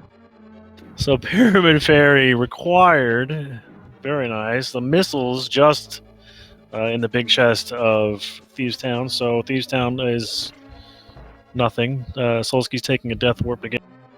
So all these obscure checks have all of our value, because now Apathy's going straight to Death Mountain. He's got hookshot, he's got mitts, he's got hammer. He can check everything up here. Yeah, this sea just busted wide open for Apathy Duck. He can check Paradox Cave, Hookshot Cave, Spiral Cave, Super Bunny Cave, the item on the island. Hera can maybe open up and do part of Turtle Rock if he wants to. It may be cleared if Ice Rod's in. Alrighty. I hesitate to call a lead until Silver Arrows. That's okay. Even better. Okay, let me try that again. I hesitate to call a lead until people are in go mode, but Apathy Duck definitely has the advantage right now. He has a very significant advantage because he's the only person who's turned the green pendant in so far. And I'm guaranteeing there's going to be more value up on Death Mountain because there's a ton of checks up here. Well, there's our first shield, 97 minutes in. Yoo-hoo. It's just a little bit of lag, it's all it is. Orange the Urinal pointed out Nidorithic has also turned in that green pendant. I suppose he has. Yeah, Barnage and Solsky have not beaten Mothula yet, so... Okay, so... Ooh boy, getting dead rocked. I did not see what was on the floating island there. I did not see it either. Looks like Apathy is gonna check Ether Tablet. Yeah. Yep. Check Ether, do Hera, and then go back over to the other side of the mountain. That way he doesn't have to fall. So he's also up here. He can also do Spike Cave. Ether Tablet is a heart. That's considering how stingy the seed is spent. That's not bad.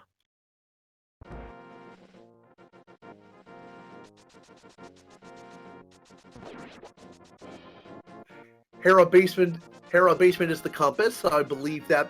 Okay, so Means that the one more big chest key to could check. be fire locked, which means we have fire source, so it's not a big deal. We have both fire sources. Big keys. And there it is. So that means the small key may have locked itself in the basement, correct? Yes, that is absolutely true.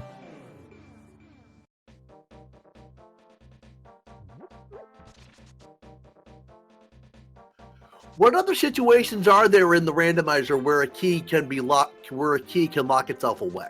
I believe the Thieves Town small key can lock itself in the big chest. I think the Swamp Palace big key can lock itself in the big chest. Maybe even the Skull Woods big key. I'm not sure on that one. Because they're not, the big keys of those two dungeons are not required to clear them. Not in Randomizer anyway. In the vanilla they are.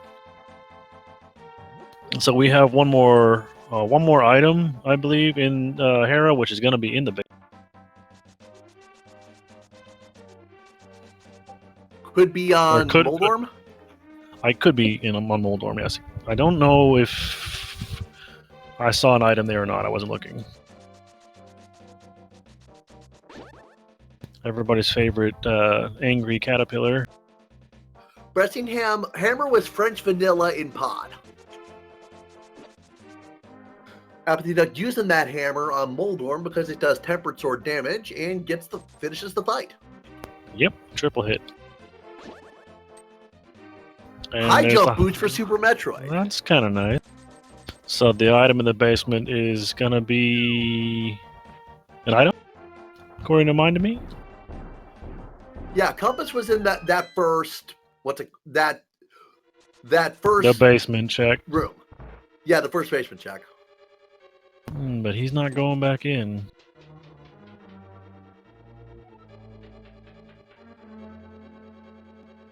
I hope there's nothing of value down there. And it looks like the floating island is super missiles. Yes, and now we're gonna see the Turtle Rock pendant for the first, or not pendant, medallion, which chances are we have because we have 2 out of 3. If it's Bombos, that would be the ultimate troll. Yeah, but then there's also a whole bunch of checks right up here. Oh my god, it is. Why did you say that?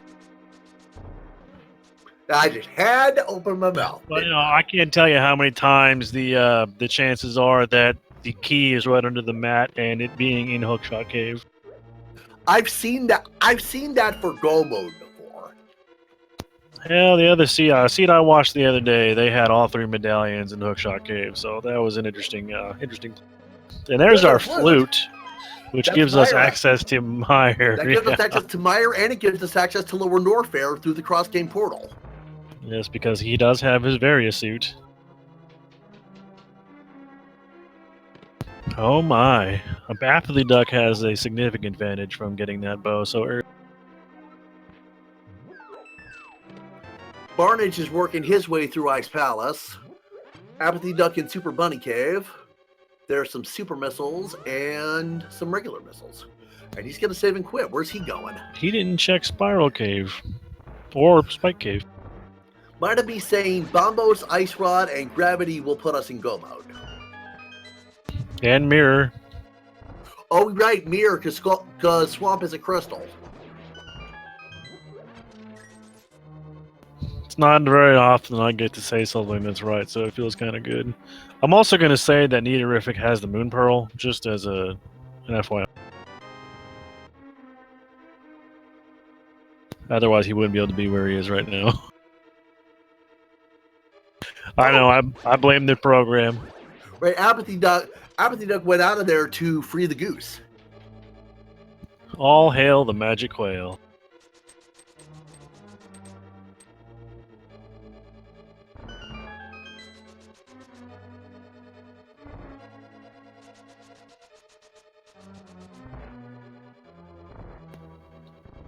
He's going to do a sick kid check and then probably beeline to Meyer. Unfortunately, it's a pendant, but it's got 2 items worth checking. Plus, you got Meyer Shed, which has got 2 more items. And as mentioned, the access to the cross-game portal to get to Lower Norfair. Correct. Oh, he's gonna get his bat check in too. Which I think was a piece of heart container, something like that. Heart container, I believe. And yeah, he can fight Gold Torizo fairly easily with the Charged Ice Wave Plasma, and there's one item in there that he can get. There's another item he can check the item in Showcase Showdown, correct? Yeah, there's another item he can see, but that item is inaccessible right now because we don't have Space Jump.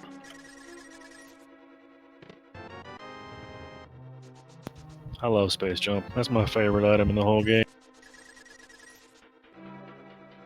My favorite is probably high jump boots.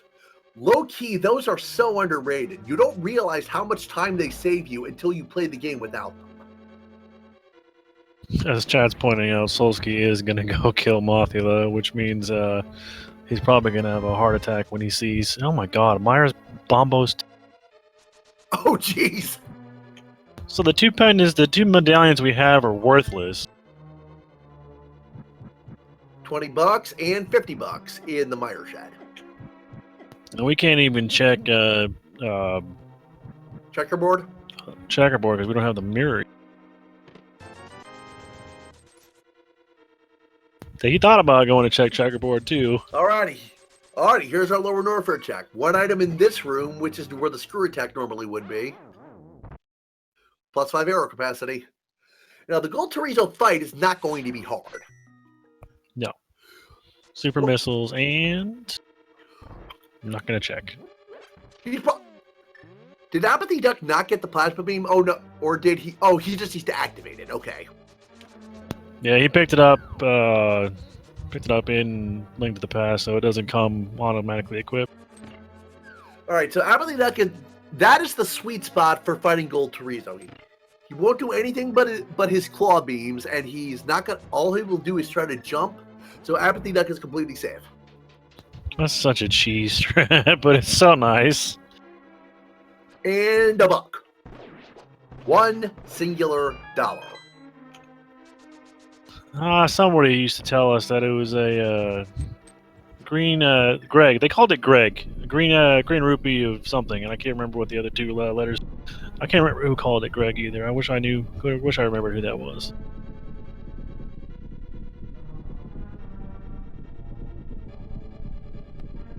I'm betting Apathy's going to make his way down to... Can he can get to Ridley, can he? Absolutely.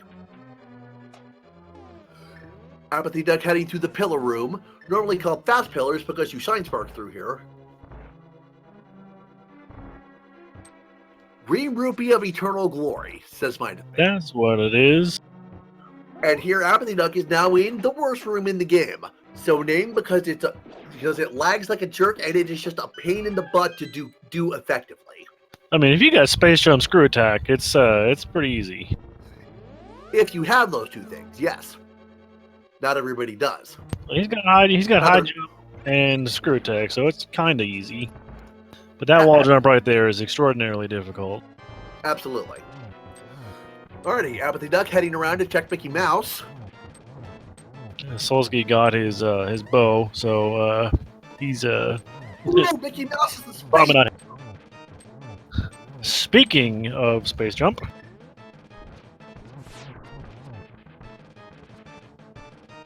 well, would you look at that? Now our movement in Super Metroid is non-stop. You have all of the Super Metroid movement. D-Web I did not see. Unfortunately, I was watching Apathy because he's making new checks. Yeah, they have Spring Ball. Spring Ball was one of the first items they got. I think it was in like Link's house or something.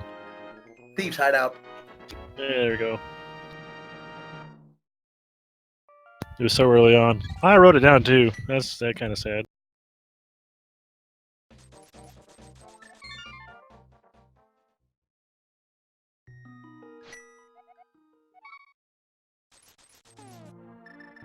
After they're going to take on the, go check the power bombs of shame.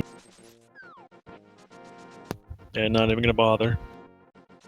Those are so named because the only time you pick them up is if your ammo management has been batted in any percent run and you run out of power bombs in this room.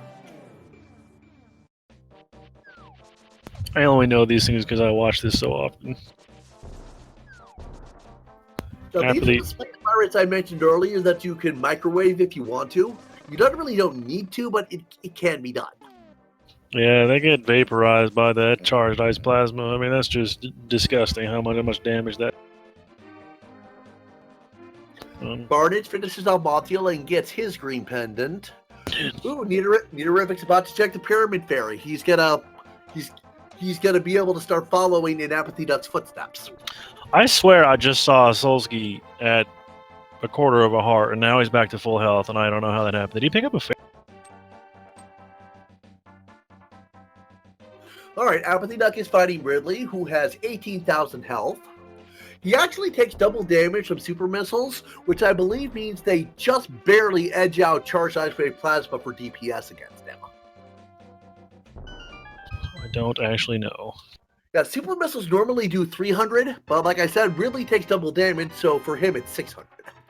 Yeah, but if the Charged Ice Plasma does 900, then technically you're doing more damage per shot through the Ice Plasma. But the super missiles can fire a lot faster. That's true. So do you choose speed or damage? Oh, geez. Apathy Duck's got to be real careful. He has taken a lot of damage from Ridley. He does have enough ammo to do a Crystal Flash. Oh God, that hurts. And he takes a death. I don't think he made a safety save on the way down. Oh, I definitely did not see him hit a save, but he's all the way back up at his ship. Oh, he would have. Okay, a save would have been generated automatically when he made the transition to Lower Norfair, and he hasn't found anything too important aside from the space jump, so he might be okay. You have to make that way all the way back down there. Oh, that'll be easy. All he has to do is transition. All he has to do is transition to Link to the Past, Flute to Mire, and then transition to Lower Norfair. At least he knows he can skip Golden Teresa this time. Right. I'm sure he'll remember to turn plasma back on the first time he shoots. It's pretty distinct.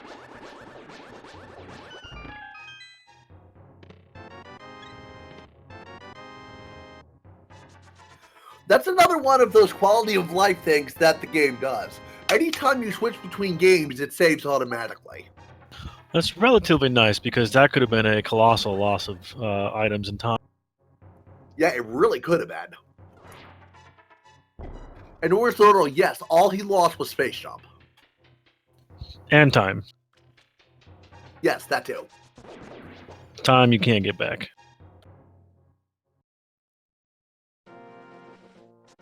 Very nice wall jump to get up out of there.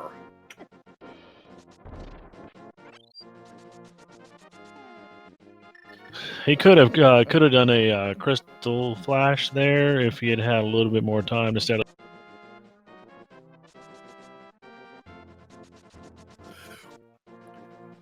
Crystal flashing in that acid is really tricky, especially with only the Varia, because the gravity suit reduces that damage too.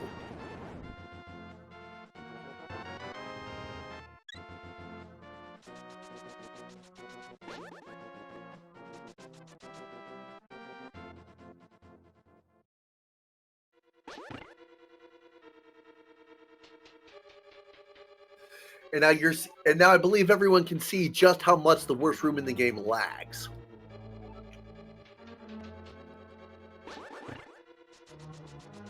Solsky heading for Hamasaur King.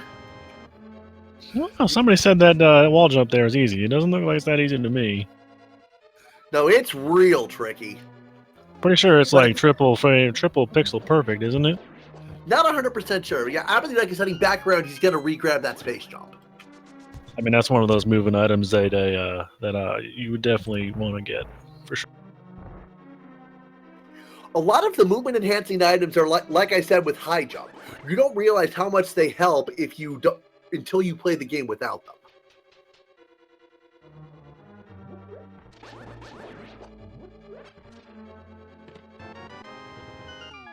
And now Apathy Duck is space jumping his way through the amphitheater, because at the bottom of it there's a constant supply of damage coming up. Maximum Barnes has got his big red ball. See if he makes a safety save this time. Doesn't look like it. He's being real ballsy. Yeah, I don't blame him. You get killed by like that, and then you got to go back and be like, hey man, you killed me the first time, but this time I.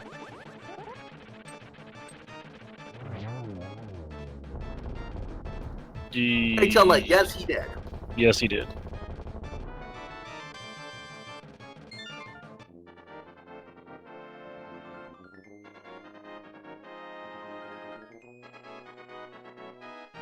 So Maximum Barnes is about to pick up his hook shot and his various suit. Solsky right behind him. So right now everybody's trailing behind Apathy. He's been the first one to make the big plays, and everybody else is following in his foot. I apologize if y'all heard that. Yeah, Apathy getting the pendant out of Skull Woods was definitely the major tipping point for him. Now another big thing here is if there is something of value inside the basement of Hera where Nidorific is, this could be another big play, because going back for the fire-locked item in Hera is going to be something that we don't see from a lot of... I mean, if it's like, the ice rod or the gravity suit, then we're going to be here for a while.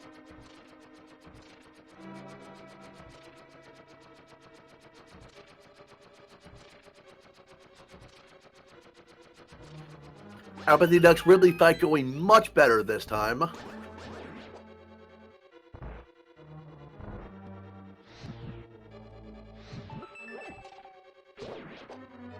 And Ridley down. Oh my goodness, the ice rod is in the Hera basement.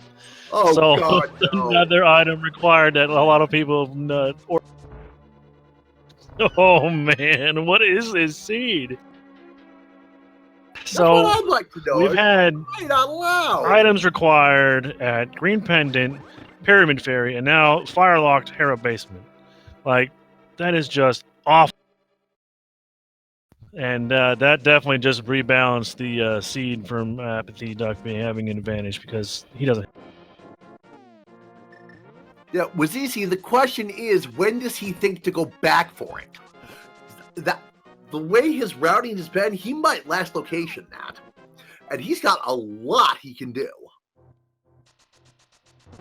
We still don't have gravity suits, so Meridia is still off the table. I mean, you can do it out of logic, but the game does not expect you to do. Suitless Meridia is not fun. I've done it before. I've done it before, way back when I was playing around with collect as many items as you can without beating any bosses. No, Spiral Cave is trash. It's just 20 rupees. Alrighty, Apathy Duck on his way back out of Lower Norfair. Well, he has, I think, 3 items he can check. Fire Flea, E-Tank, past the Hoarder Ruby Special, past Hoarder Ruby Special, and then Pranker's E-Room.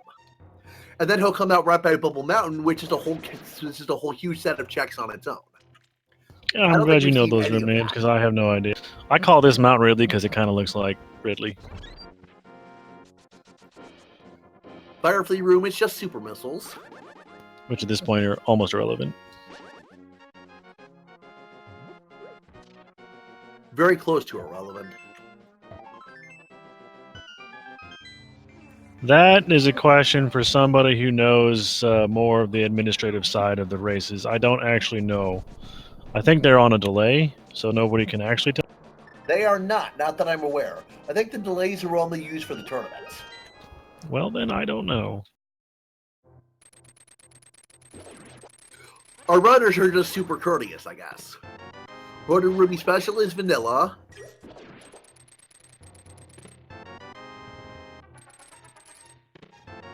Actually, D-Web, I think one of Speed Gaming's policies is that you should put your chat in emote-only mode when you're racing like this. I'm pretty sure that is actually a thing, yeah. Franker Z is Power Bombs. Three Musketeers are Cake because of Screw Attack.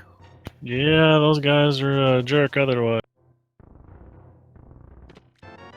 And Apathy Duck has made his way out of Lower Norfair, and now can check Upper Norfair.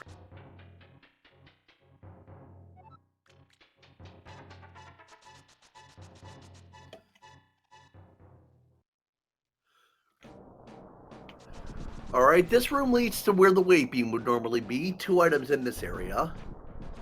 There's a heart.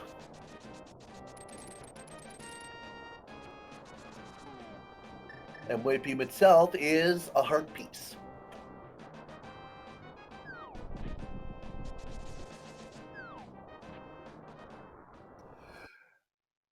Yogi the Bear, I don't think I've ever seen anybody try to be a jackass and spoil the race for people. Yeah, like, I mean, I know that if you're watching somebody stream and you tell them a hint, they will ban you from their stream. Like, they don't like cheating. They don't feel that. I mean, that just destroys, defeats the purpose. Exactly. Happily Doug checking the speed booster and the speed. Oh, there's a grapple beam right there outside of speed booster room.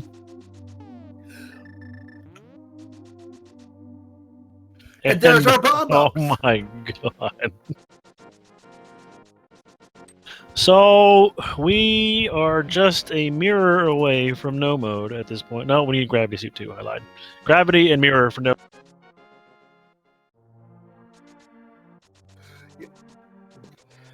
At this point, I think I feel pretty safe saying this is between Apathy Duck and Nidoריfic. I mean, Solsky and Barnes can definitely catch up, but Apathy Duck and Nidoריfic have the most advantage right now. Okay, so there's a heart piece at the pre-Norfair Reserve Room. Okay, Barnage is here. Barnage is at Hera. We'll see if he actually goes to the basement. There's our gravity suit at the Norfair Reserve. Oh, that's not going to lead Apathy Duck back to Hera at any time. So he's going to be away from that ice rod for a very long period of time. So now we just need the mirror, which could be anywhere, except in Swamp Palace.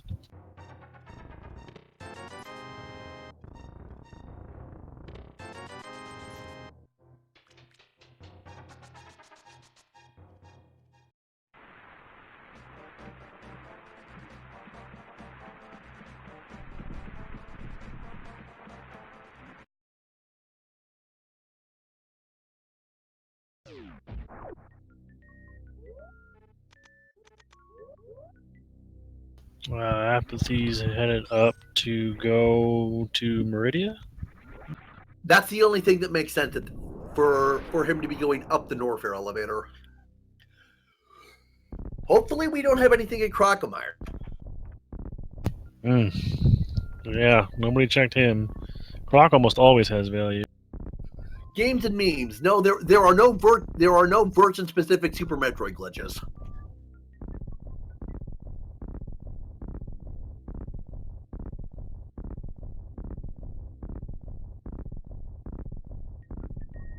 Apathy Dog got a nice short charge to check the Main Street item, which is an E-Tank, and 20 rupees behind that.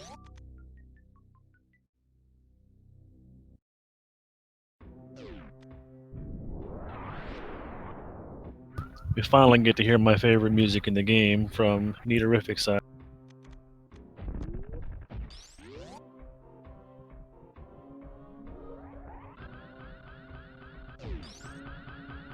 Mama Turtle Room has Big 20 and half magic, which it looks like Apathy's going to go back for. Half magic is a real nice convenience item. It's definitely nice for Ganon. Yeah, makes it a lot easier to keep the torches lit if you don't get the glitch. Considering at this point we only have a Master Sword, it's definitely going to be nice. Did we see crab supers? I don't know. Is that above the main street? Yes, that's what that is. Yeah, it's that was just trash. What was Main Street itself? Main Street was an energy tank. Okay. All right, Apathy Deck at the beach gets a pack of missiles out of it.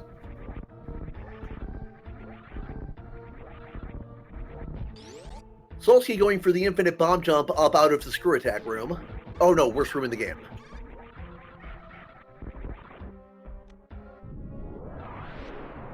It's a shame he couldn't get his space jump before then. I know, right? The Tech Maximum Varnish is death warping out of Hera.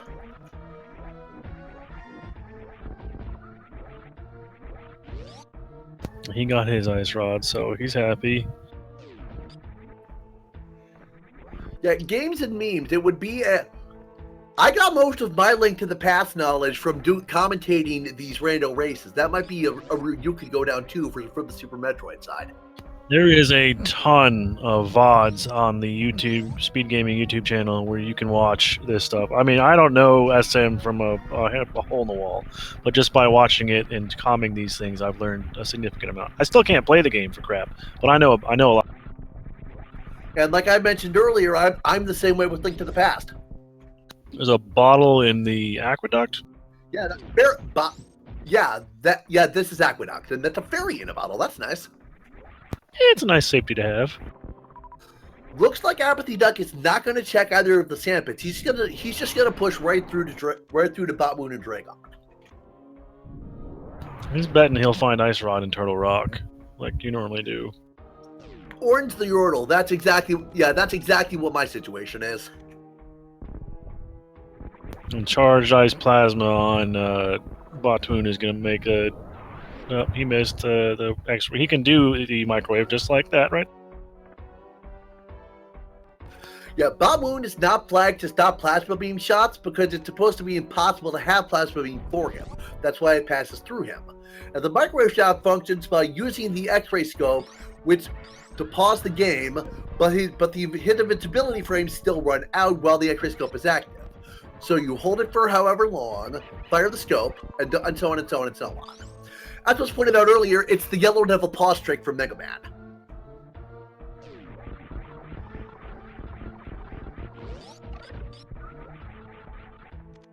And now Apathy Duck's making his way over to Dragon, which he can also use the microwave beam for.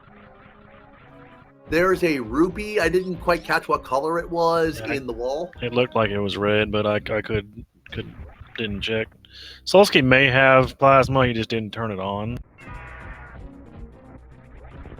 As I mentioned earlier, since Ridley takes double damage from super missiles, they're actually just slightly better DPS than charge shots, even with plasma beam.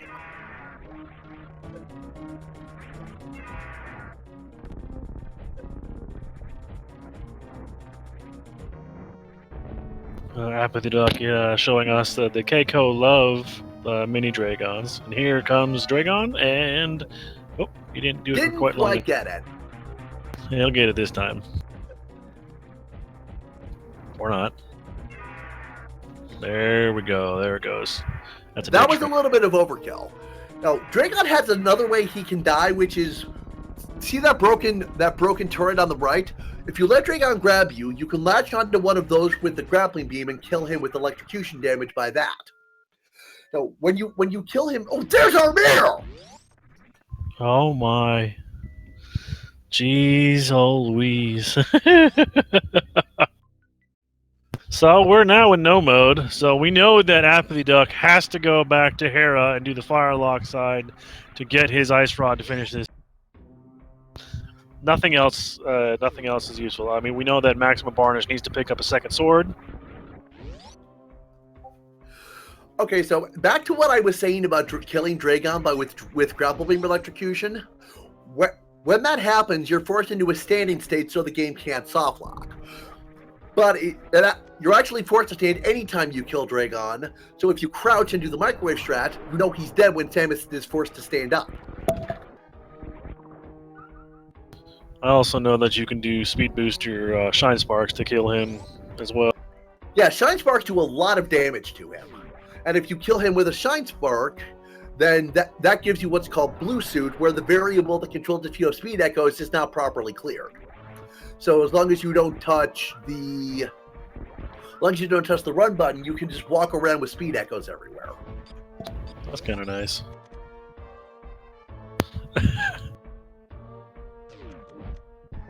Apathy Duck hoping that Ice Rod is in its vanilla location, but he's going to be sorely disappointed. Meantime, Nidorific and Soulski are just about a screen or two apart going out of Lower Norfair.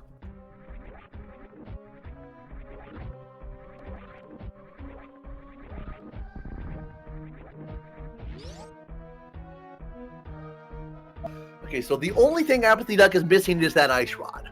Where does he go now? He's going to go clear Swamp. He's probably going to do left side Swamp too because it's a lot of... I didn't pop any bubbly. Get out of here. I don't drink champagne. Get out of here. Shoo. He's going to clear out Swamp because it's got... there's, what, I think 12 or 14 checks in there. And it's, what, 6 prizes, I think? There's six items to get in there, yeah.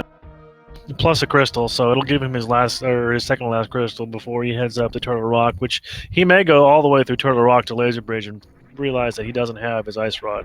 So I've seen Ice Rod on Laser Bridge before. I've seen Ice Rod on Laser Bridge more times than I care to admit.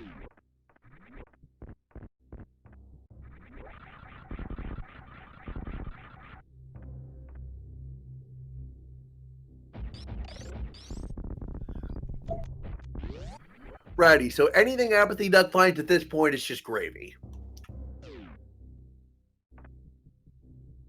He definitely needs, he's probably going to not mind another sword. Tempered Sword Ganon is way better than Master Sword Ganon because you don't have to spin. At least we all have silvers, or they all have silvers, so that'll make Ganon a little bit easier. How many spins is it for phase 1 and 2 with the Master Sword? I want to say it's 24 spins per phase, or is it 12? It's 12 times 2, so it's 24 for the first 2 phases, and then 4 spins for phase 3. And if you have silverless, it's like 52 more spins or some obnoxious. Or no, it's 52 total. I think. I don't know. Chat knows. Yeah, 12 for phase 1, 12 for phase 2, 4 for phase 3, and then Miami just said 24 for silverless.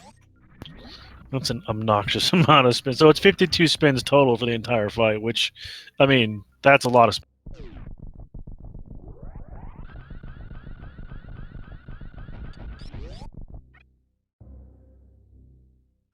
I need to step away for a bit. I'll be right back. All right. There's the gravity seat for Solski. He's going to make his way out of Lower Norfair. Now that he got the gravity suit, he can jump in that acid and not take any damage. Maximum Barnage getting his way out of the amphitheater, which, I mean, doing space jump out of there is actually somewhat difficult because if you have no reference point, it's hard to know when to press the jump button.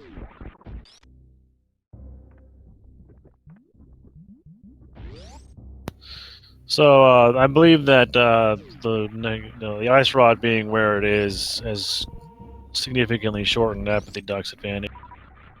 I mean, the maximum Barnage or Nito is going to be the next to be in go mode. So. And Solski will probably do Hera very late, and he may go down there and get Ice Rod. It's hard to say. I don't know what's going through the runners' minds. It looks like there's so far not been much of anything inside of Swamp Palace. I believe that's our first check of Crocomire this match as well, which with Plasma Beam, Crocomire just disintegrated.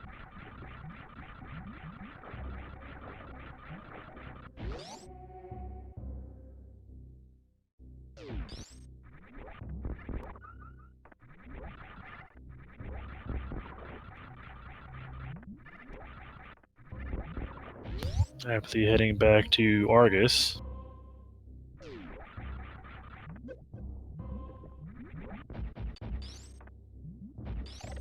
Now with Master Sword, it takes 2 swipes to kill each puff. Or 1 spin if you're brave enough.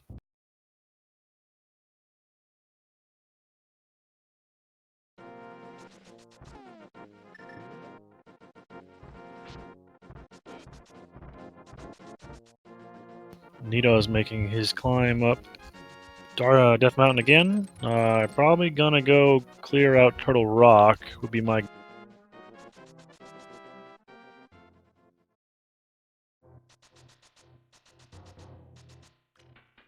And down goes Argus. I don't believe Apathy did a left side swamp check, so he may go back in, he may not. It's hard to...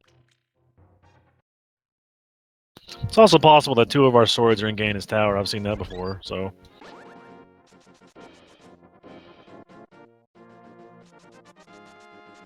Looks like Apathy is going back in to do the left side. And Nito is going to do Turtle Rock. Ice Rod is in the fire-locked section of Hera Basement.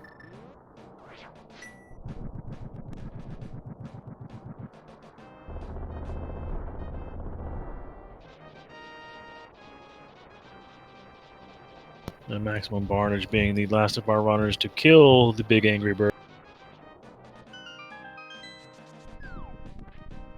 So it looks to me like there's only going to be 1 item on the left side of Swamp Palace because the big chest has not been opened.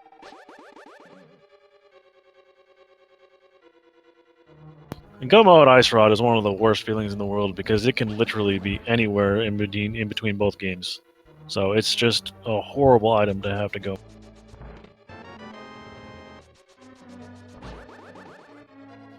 Alrighty, I'm back. Did I miss anything? Not at all. Nitorific's taking a dive into Turtle Rock. Apathy Duck's clearing out left side swamp. He did kill Argus. Nothing there. Obviously, there's nothing else that we know. We know where everything is. So whatever he finds now is just going to be.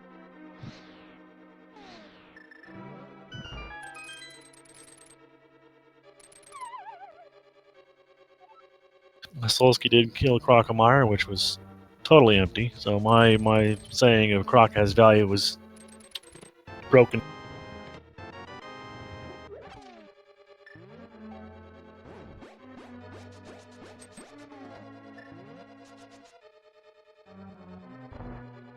Apathy Duck going to check the left side of swamp. Did Solsky go back for the Ice Rod? Because it's not marked on his tracker. I don't remember. I don't believe he has gone there. He hasn't gone to Hera at all. Oh, right. There's a big key for swamp. So unfortunately this time it's not locked in its own chest, and there's some more power bombs. So I mean, the only other thing that Apathy could really get that would be of benefit to him is another sword upgrade at this point, because that's about the only thing that would make his life a little bit more beneficial at this time. Sword upgrades can be in Ganon's tower, right? Yes, I've actually seen it. You can have up to 3 of them up there. Wow. I don't actually know if you can have all 4. I'm pretty sure you have to have at least 1. Yeah, because if Skullwoods is the pendant, you have to have a sword to get to Mothula. I mean, Crystal, not a pendant. Which this time it's a pendant. So in theory, you don't actually need a sword for anything. It was a mandatory pendant, though. But I believe that it is a mandatory pendant. So in this case, yeah,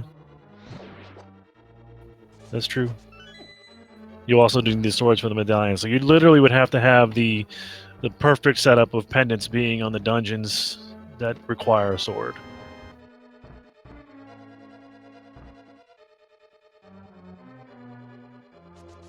Which, I mean, the chances of that are pretty slim.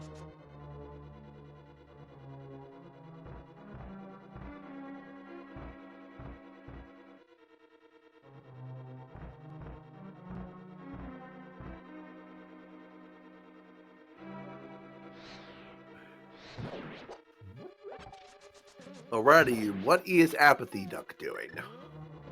You're gonna check K45. Or Cave South of Grove, whatever you want to call it.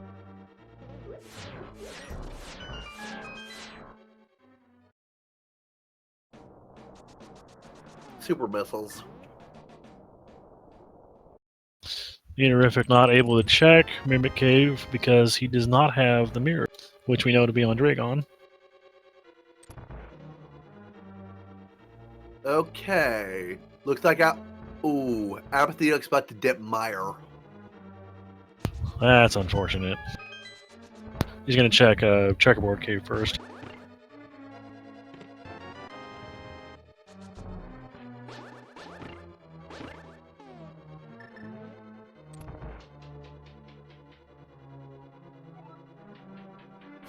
Checkerboard Cave was just $5. Meantime, Neaterific making his way through Turtle Rock.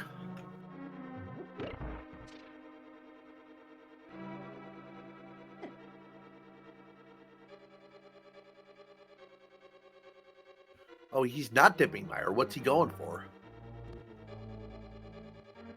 I don't actually know. He's gonna go check the. Oh, where did he going to check the pen? Pet check, maybe? Yeah, that's gonna be a pet check. There's no other reason for him to be up. Which we know Pet is dead, so.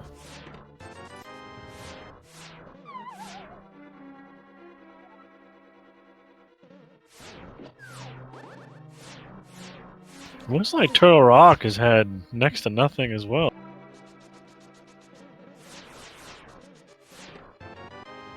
I wonder if I wasn't really paying too much attention to Neaterific. Did he go mode it? I mean, I don't believe so. He's still looking for the mirror. Right. To be fair, yeah, there's not much else to look for at this point. Right now, it's just convenience items.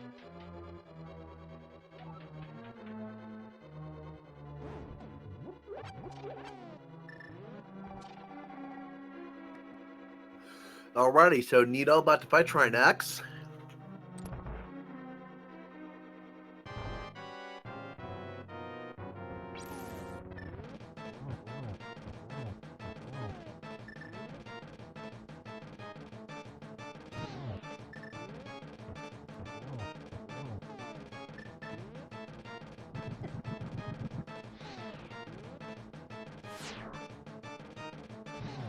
Doing a non-tempered sword Trinex is kind of a pain in the pin. Alright, so the ice head down.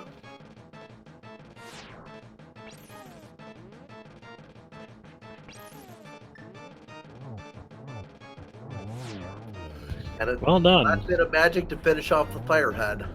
Very close one. Alright, Solsky microwaving Dragon. Samus stands up and he notices the Dragon stat.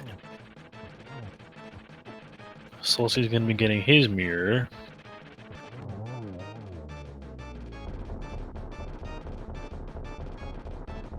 Looks like Barnage is also making his way to Turtle Rock.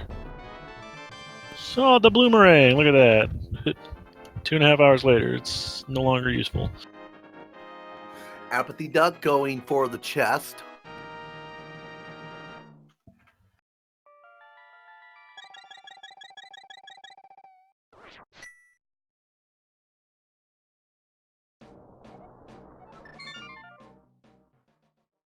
Yeah, Apathy's going to be struggling to find that ice rod for a long time. He's only got that one dungeon to check, and I don't think he wants to go to Turtle Rock until he finds the ice rod. Alrighty, he went back to Kakariko. Probably doing... Magic Bat? Nope, getting his portal. Oh no, he's going back to the Dark World.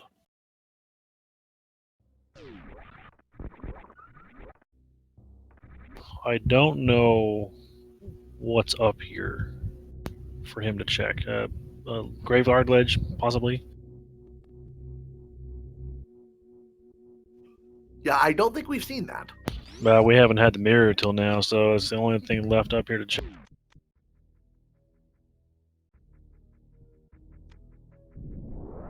We checked King's Tomb earlier when we got him because mitts were very early and so were boots. So King's Tomb was checked. It was trash. I believe that Apathy checked it. At this point, it's hard to remember who checked what. And if he didn't, he's in perfect position to do it. I'm going to say Nope, he's pulling getting up the that flute flute. out. He's saying pulling the flute out. He's not going there.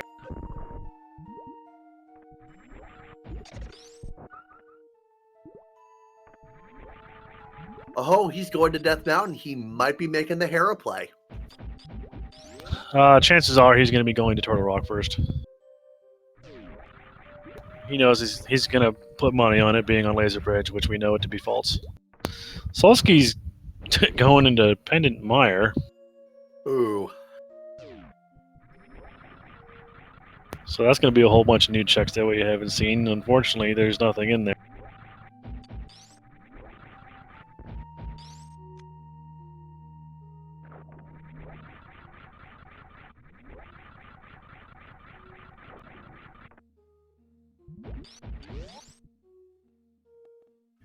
Meyer has 2 prizes, correct? Yes, there are 8 chests, I think, in Mire, and 2 of them have items. The rest of them are keys and.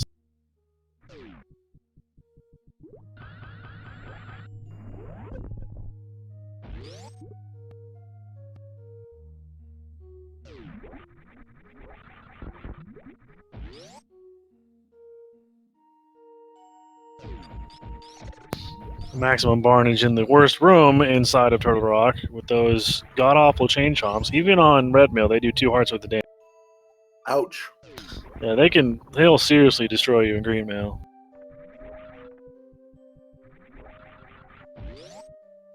Wait, so how long is the Turtle Rock full clear as opposed to a Turtle Rock go mode? Not much of a difference, really. If you save a key from the front, you can skip doing Laser Bridge, but for the most part, it's almost the same. It's not that much of a difference in time saving. So Apathy Duck is basically going to be running this entire dungeon twice. Basically. That At is least unfortunate. for the most part, he won't have to go to the room he's in now and go to the right side again. But the rest of it is kind of.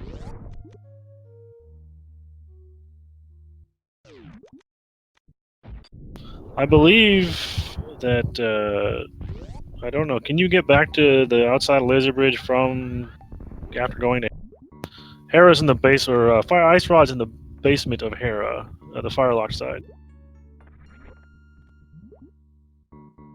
So that may be what he does. It's hard to say. He may not believe that ice rod's there at all. I mean, he may go way off the rails and go into a pendant dungeon looking for it. I don't know. I don't know what he's. Going for some swag with those maximum varnish with those arrows. It'd be so much easier to use the fire rod, take those things out in one hit.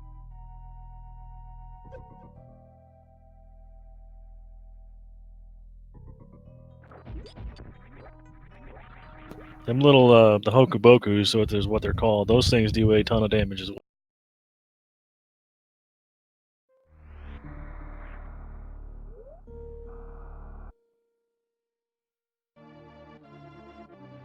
I'm guessing Solsky found his 2 items in Mire, and now he's out. Looks like Nidarific is checking the sand pits.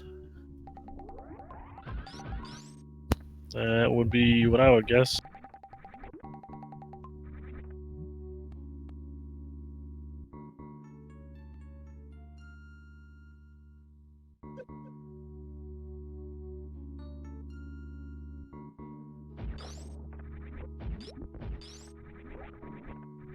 Not entirely sure where Solsky's headed now. There's he's third sword for Nidarific. He's gonna reset and check the other one, see if that other one is more worth it. Alright, Solsky's gonna give us a graveyard list check as well.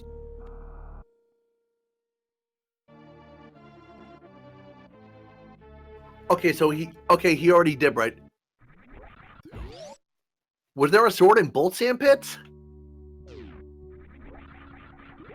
Looks like he's not going back for either one, so. He might come back after he does Phantoon, Dragon, and Balloon. Yeah, like DWeb32 just said. Pick it up on the way out. I mean, Temper Sword is probably the only thing that I would really want. I can't. Well, I can't say I can't say I can't. I haven't tried Master Sword Ganon yet. I will search the game until I find something.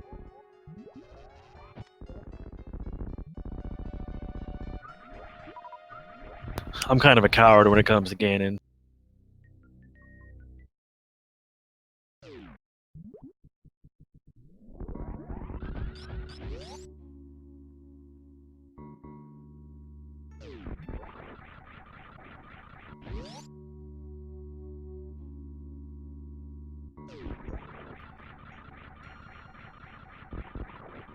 Yeah, Orange. The way I see it is he'll go back for that sword because the difference between Master Sword Ganon and Tempered Sword Ganon is that big.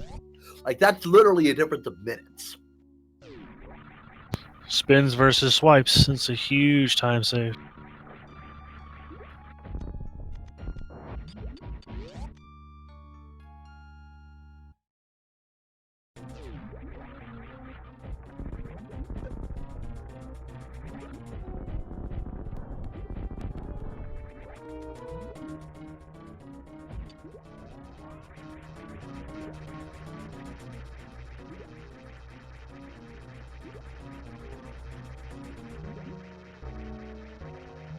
While we're waiting for everybody to just wrap up their things, we do have Speed Gaming Live event coming up this weekend. It's going to be through the 24th through the 27th in Herndon, Virginia. There's going to be a whole bunch of stuff going on there. We've got Link to the Past tournament, Ocarina of Time tournament, Super Mario Maker 2. There's going to be money involved and all sorts of fun. Turn in, whatever. Hang out, watch it. I plan on watching it because I don't have a life. So, and I believe that puts Neaterific, our first runner, into Go mode. I believe so. At 2 hours, 30 minutes, call it flat. So now all he has to do is clear out desert, swamp, and then kill Ganon and then TR again. Ganon's Tower and Mother Brain. So we've got a little bit of work to do. It looks like Apathy Duck is leaving a portal, and he's going to Death Mountain. He may be going there. Rocked. Those are the worst enemies in the game. Oh, he just straight up fluted away to reset the room. I hate those guys. I mean, they're so like harmless, but they're just so inconvenient. Oh, he's going back to the business center. Metroid. What's he doing here?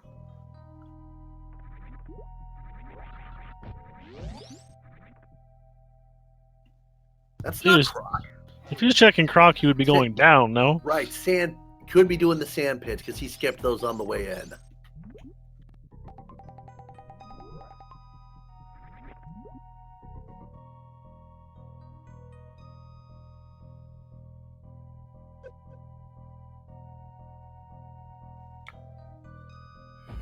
Yeah, Neaterific grabbing his tempered sword. That is a great call. Yeah, definitely worth it in the long run. It's gonna make the climb and make the Ganon's Tower climb easier, make the Ganon fight itself.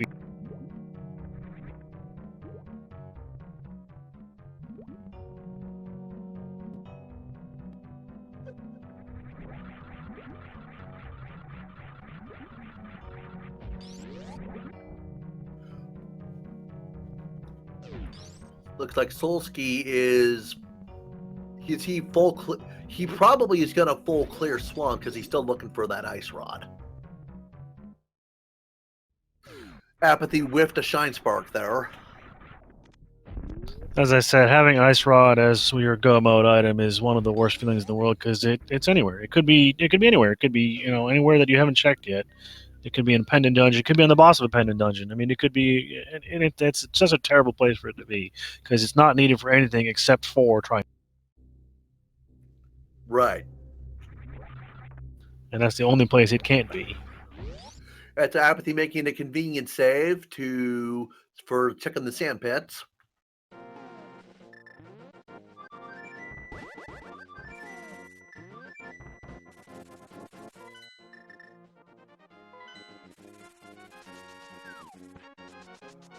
Niterific is okay. He just did desert. He's headed to swamp. Yeah, and that'll be his 7th crystal. Yeah, and then we get to play a little game. Okay, I'm comfortable saying this now. This is Niterific's race to lose at this point. Yes, I would feel comfortable in saying that Niterific is in the lead at this point. Of course, we also have a number of other racers who are racing not on the restream.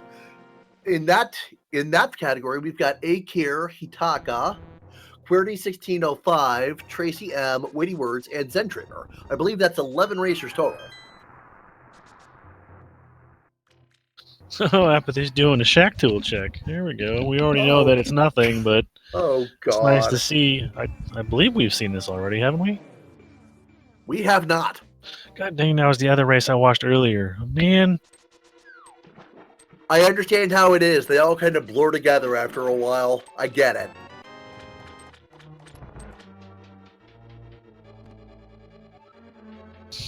It would be killer if there was a sword out here, though. I was just thinking that. I mean, I've said a lot of stuff today that's actually happened, so I'm getting kind of tired of being right all the time. And dang, Apathy just smoked. He smoked Shack.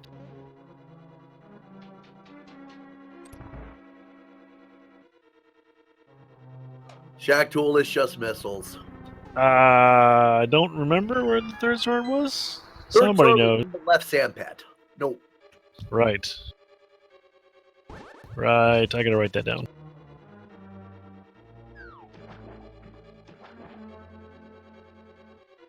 We just had that happen and I already forgot. Like, dang.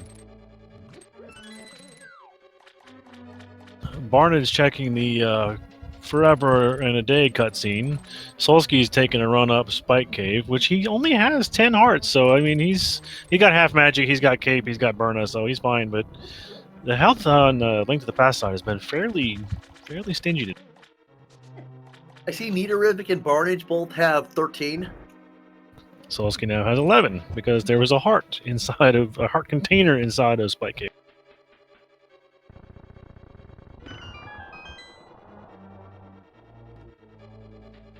All right, looks like Barnage is gonna head for Swamp, most likely. Yeah, definitely. So Barnage needs another sword for Go mode, I believe. Yes, he cannot kill Ganon with the fighter sword.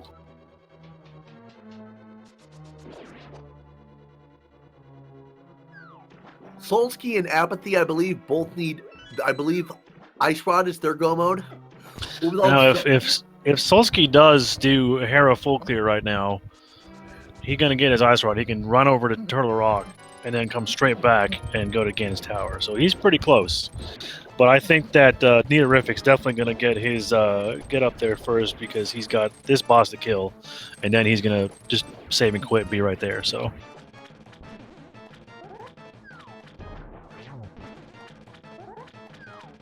Oh, Solsky wants to clear Turtle Rock first so he can mirror and do Hera and then go to Ganon's Tower, which is going to be unlucky. Ooh. But Niterific has our 7th crystal. 7th crystal means that he can now enter Ganon's Tower. Within Ganon's Tower, there are 22 chest locations where that big key could be.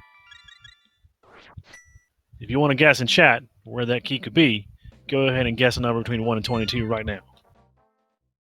I'm going with my old standby. 4 always wins. I always go with 19 because everything is 19. And we will keep the game. We will keep the game going until he enters. But there's no such thing as the 19th floor. I thought you knew that. That's a very interesting thing, but. Everything goes 19 in another series of books. If you're a fan of Stephen King, you know what I'm talking about. And if you're a fan of the children's books, Sideways Stories from Wayside School, you know what I'm talking about. I loved that book as a kid, man. I remember that book. It was great. I read a bunch of them in like elementary school. Well, the one thing that stuck with me is just they hate the number 19. Yeah. And Stephen King seems to love it. It's a number of power.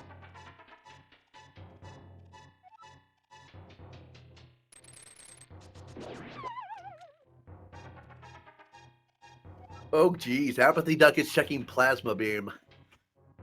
He's looking everywhere. He's. I mean, Ice Rod again. Could be anywhere. HLA, I remember the Sideways math book. I never figured out any of that.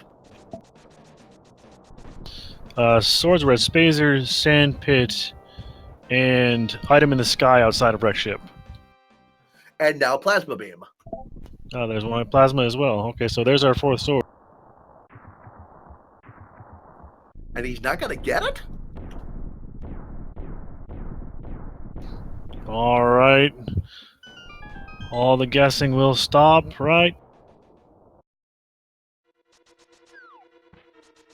So we got a left side check first. Item on the torch is missiles, so that's number 1. Which means we'll see Bob later.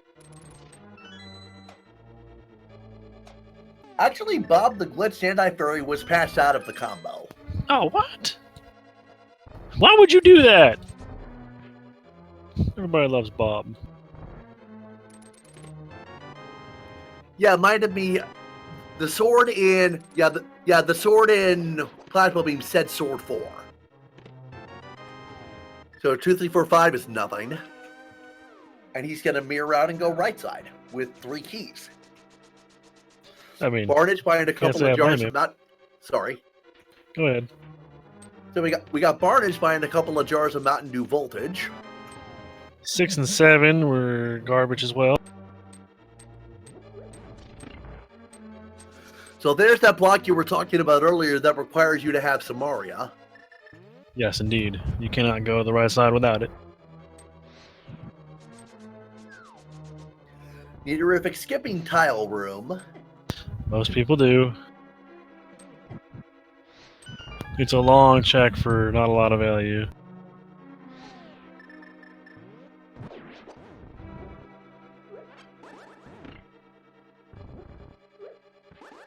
Now, technically, the Cane of Samara is the easiest way to do it, but you can also do it with bomb. There's the red shield. There's the single arrow. 8, 9, 10, and 11 are all trash.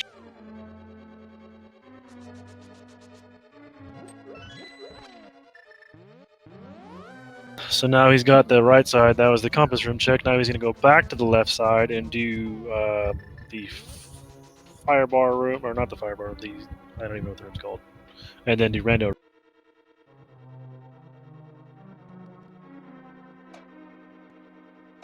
Solsky checking Mimic Cave,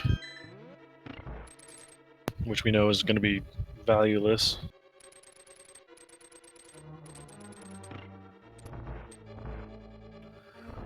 Barnage over into Swamp Palace. I think at this point he's banking on finding a sword in Ganon's tower, which unfortunately we know that will not pay off. Apathy is about to get his Crocomire check, and ooh, that sucks when that happens. Fortunately, though, that is not a soft lock.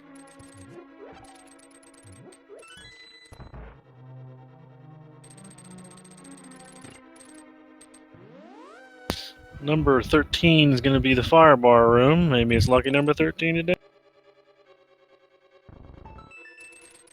Now, Crocomire is also not flagged to stop plasma beam shots because, again, you're not supposed to be able to have it for him. No, he really doesn't like them. Yeah, so one shot through his maw, and he is going to back himself all the way up into the lava. You don't even have to pause buffer that one. It's going to be 14 through 17 in rando. 16. 16. Did we have a 16? We did have a 16. 16 was very unlucky. Congratulations. You win our everlasting affection and an endless supply of rando seeds. Alrighty, unfortunately, looking at the IRC chat, Solsky has forfeited.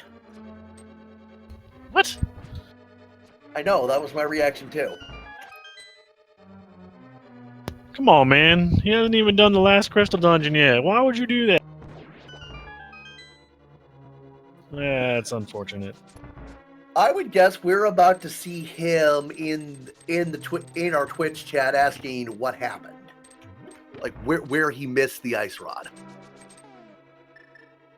There's got to be something mismatched somewhere where he can't. He must have mixed marked something. Yeah.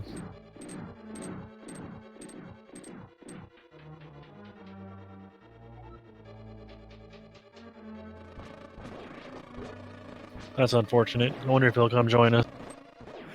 I doubt it. He didn't say anything about why he was forfeiting in the SRL IRC room, so we'll see. Oh, meantime, Nidorevic is into the fourth floor gauntlet. We starts out with enemies and lasers, adds conveyors, that adds spikes and ice, which is absolutely just, again, why? Because Ganon's kind of a jerk. He doesn't want you to get up there. I mean, he's an evil villain. He's supposed to have a bunch of traps to stop you from getting up there, you know? He doesn't want you to kill him. Alrighty, Nidorevic, headlamp mode 2.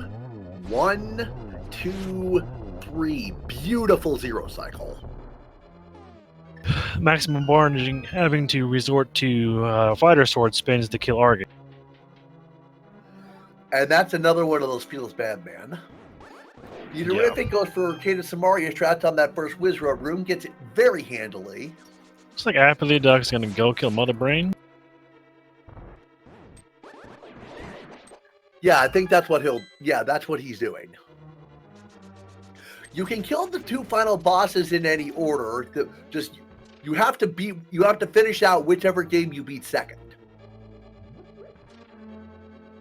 Which most people kill Ganon and then immediately save, quit, reset, and go straight to Mother Brain. It's not a very far distance to run. It's definitely more convenient that way. Apathy Duck, I would guess he's also using this time to think about what he might have missed. It is possible that he marked that he got both items from Hera and doesn't know he needs to go. Maximum Barn is taking out Argus with a single silver arrow to the eyeball, and now he has completed all of his 7 crystals, and he'll be on his way to Ganon's Tower now. Yeah, that would be extremely unfortunate if Apathy Duck did mismark something.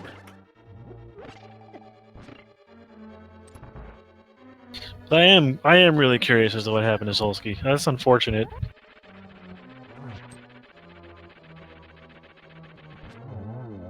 And Troll Dorm 2 is dead. I wonder if he'll loot the final possession of Troll Dorm. I always do, just for the memes. It's a missile. Congratulations. Now he's just got a couple more really easy floors to get through to go fight everybody's favorite geometry boss. Apathy Duck through the Metroid rooms, and we'll see if he goes for the baby skip. He's got all the equipment to do it. And Nidorevic into Aga 2 at the same time. That was a very nice triple. Very nice triple. Nice. And a single? The pattern's being somewhat difficult. Another single, so he's only got one more hit. Apathy Duck getting very close to getting the baby skip, and he got it. Very nice. Very nice.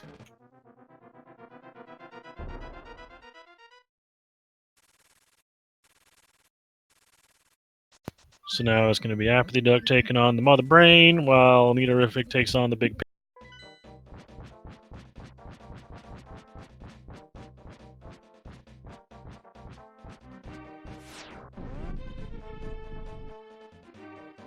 Maximum Barnage unlocking Ganon's Tower.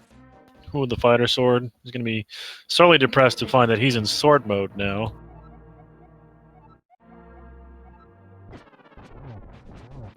You said you cannot damage Ganon with the fighter sword? Yeah, Ganon cannot take. He takes 0 damage from the fighter sword. So you have to have a minimum of Master Sword to fight him. And unfortunately, the sword checks for maximum Barnage are not going to be in very pleasant look. Did we have all 4 swords in Super Metroid? Yes, actually we did. One was at Spazer, one was at Item in the Sky, one was at Left Sandpit, one was at Plasma. So, yeah, he's nowhere close to finding that sword he needs to kill Ganon. Apathy Duck finishes off Mother Brain Phase 1, which has 3,000 health, and has to be hit with at least 18 projectiles total to break the glass case all the way. Meantime, we're moving into Phase 2, which has 18,000 health.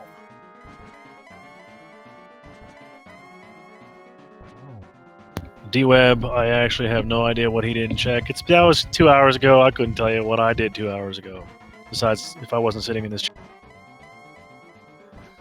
Meantime, we're at Restaurant Mother Brain. She's serving up some onion rings. There's a chicken nugget, a French fry beam, another chicken nugget, and some ketchup.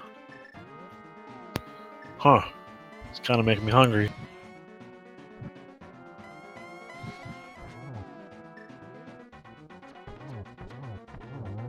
Nita-rific finishing off Ganon with a triple shot. Let's get a single G in chat for Nita. Excellent triple shot to the back of Ganon. Very nicely done. All right, Apathy Duck is set up to do the stand-up glitch. Now, watch Samus's sprite over on Apathy Duck's side. There. Right there, the game tried to force Samus into the kneeling pose for the cutscene, but it didn't work properly because Apathy Duck was in the air. There was one more spot during this process where that will happen, and then after that is when you can start pumping shots into Mother Brain to cause damage to Phase 3.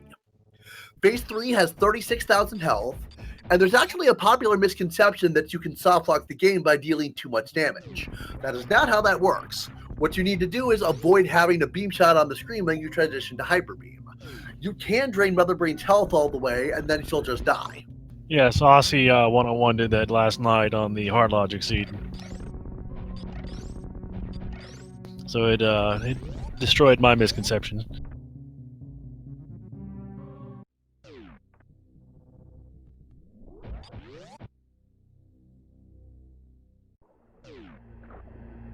Nita-rific taking his dive down to Torian as well.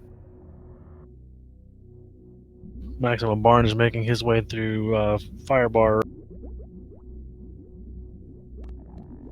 And if I recall right, we found the key in the rando room. Yes, the big key is number 16 in the rando room. He's probably going to full clear the basement and all the chests in the tower looking for another sword. We know it's not there, but he doesn't. And 8 shots from Apathy Duck with the Hyper Beam to finish dealing damage to Mother Brain. That's not bad. I'm glad you counted it, because I was going to say he's dead, or she's dead, but I don't know how many shots. Now, if you notice on Apathy Duck's screen, the planet will be exploding, but there will not be a timer, because he's not killed Ganon. The Hyper Beam does 1,000 damage a shot. As I said, Mother Brain 3 has 36,000 health, so that would be 36 shots. Fair enough.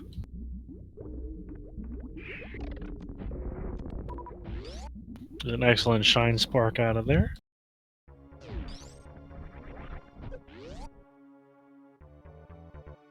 So when Apathy Duck gets outside of the exploding Torian, the planet will stop exploding, but he will still have Hyper Beam until he makes a transition. So he can run around with Hyper Beam all over the place if you. I believe Hyper Beam is actually removed when you do a game transition, but other than that.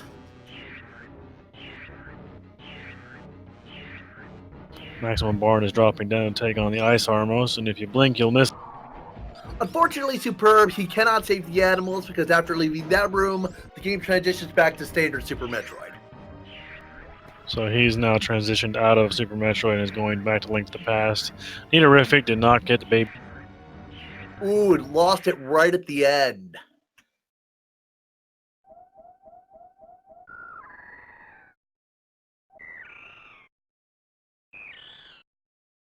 Now Apathy's going to go start looking for where this ice rod could be.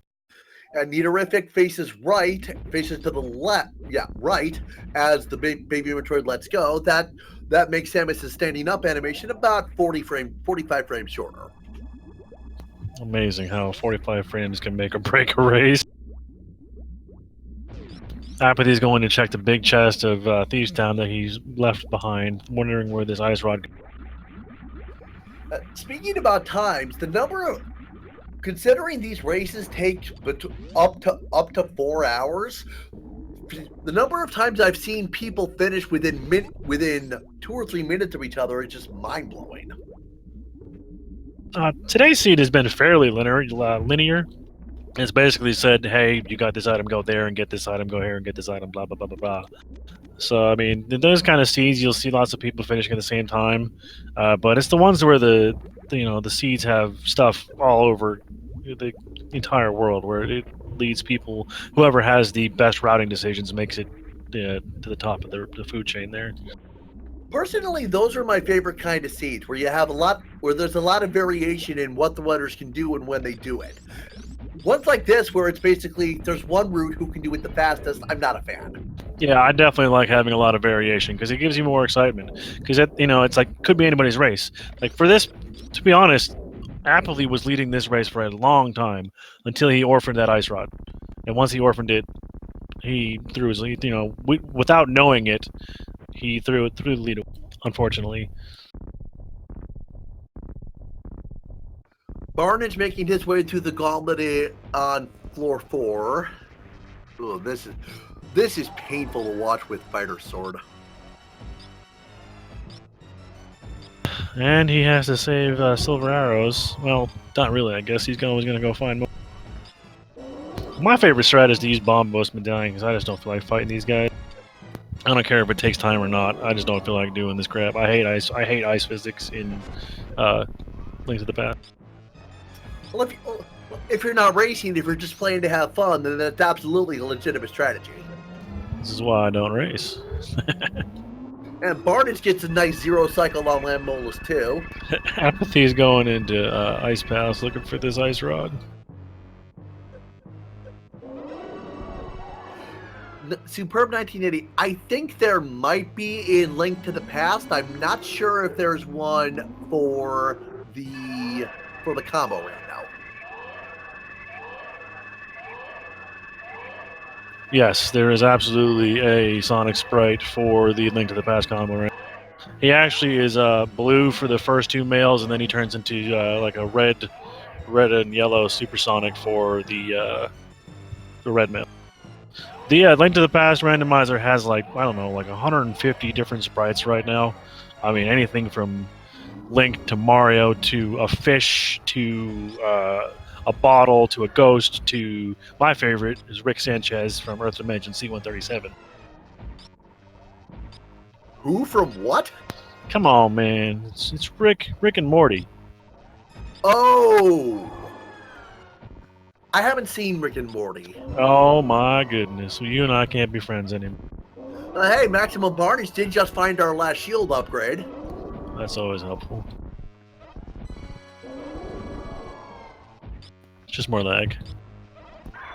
Oh man, I wasn't gonna go that far. I'm not gonna insult my co-commentator. Gee. Yeah, Ness is there. I mean, they have Ness. They have Birdo. You can be a pokey bush crab, headless Link. You can be invisible and just have a shadow. You can be Minish Cap Link. I mean, there's a ton of sprites. The sprite community is just cranking these things out like it's nobody's business. Meantime, Nidourific got enough damage on Mother Brain that he only needed 4 Hyper Beam shots. And now he will have the timer because Mother Brain was the second final boss he defeated. So Nidourific could save the animals, but considering the status of this race, I don't think he will. And Barnage is like, I can't believe I still don't have a second sword. I don't know where to go. I'm gonna go fight Aga too, but dang it, I need a sword. Can you reflect Agatu's projectiles with the mirror shield, or does it have to be a sword swing? It has to be a sword swing or a bug net. Oh, that's right. Bug net can do that too. And I believe in Link's Awakening, you can even use the shovel. Looks not like Barnage easy. opened with a double.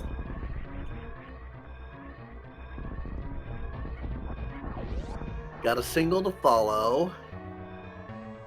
One. His Not quite. patterns are terrible.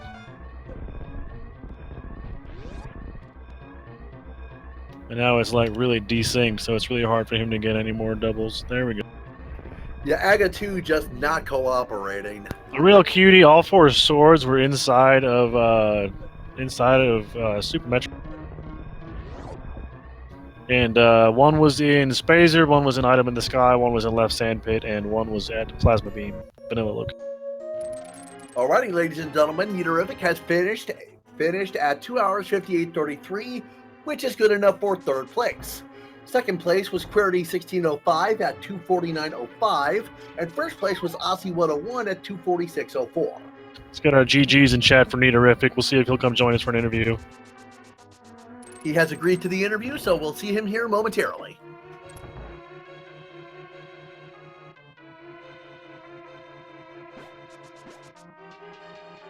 Man, that's Aussie 101. He won yesterday, too. That man's a legend. Aussie is definitely one of the strongest combo rando runners that I know of. He's also one of the craziest ones, doing all sorts of crazy bugs and stuff. Doing the, destroying the world with the powdering the witch, and he's got all those crazy sprites that he's just constantly playing with. It's insane. He's so fun to watch. Yeah, one of the last races I commentated a couple of months ago, he skipped Moldorm 2 with a bomb jump. Yeah, he did that yesterday as well. It's impressive, the stuff he finds.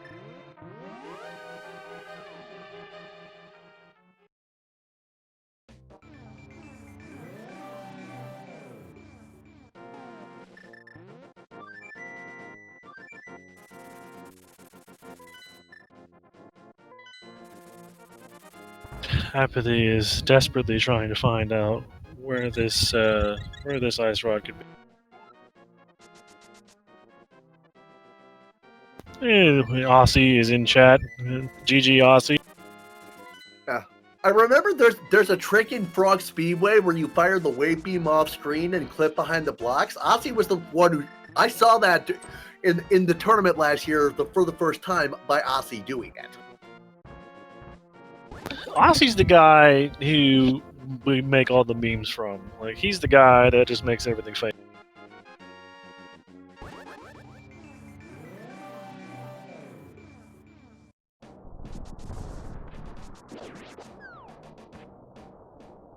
I would be shocked if Apathy doesn't forfeit at some point, because he's running out of places to go. I don't know if he knows he orphaned an item in Hera or not.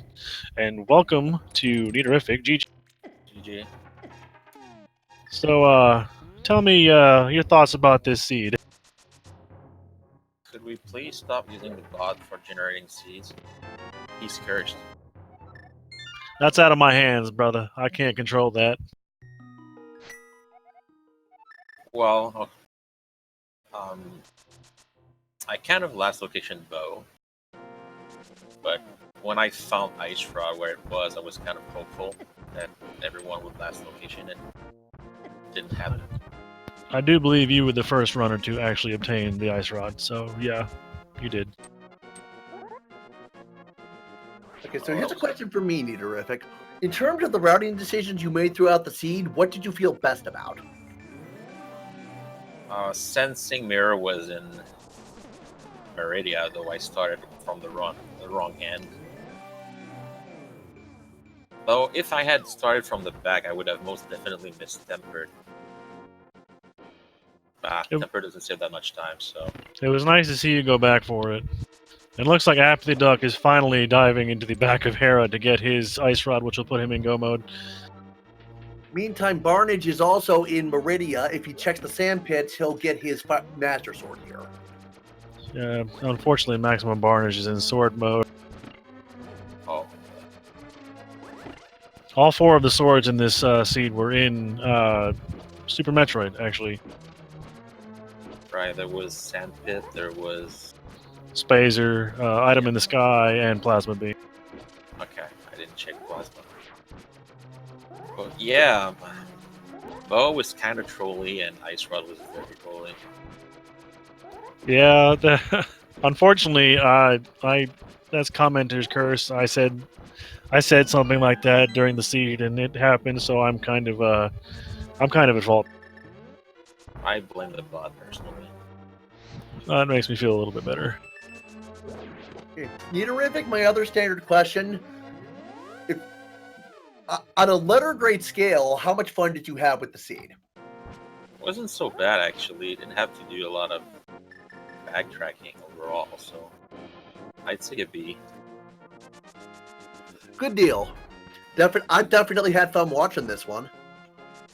I always have fun commenting this stuff because it's fun to see and definitely fun to see the reactions from people when they see something that's a trolley item, like the bow on Green Pendant. It's like, really? I was hoping other runners would find it later, but it couldn't have happened because so much was hookshot and various suit wear pyramid. So we were funneled toward the bow, even if we last location it. Yeah, Apathy Duck was the first one to get the green pendant and then turn it in for the bow. Yeah, Apathy had a significant lead for a long time until he orphaned the Ice Rod, and then that just obviously gave way to you, paving the way for the first place on our. I always check the basement item if I don't have a mirror, because going back there takes forever. Meantime, Hitaka just finished in 4th place at 3 hours, 4 minutes, 54.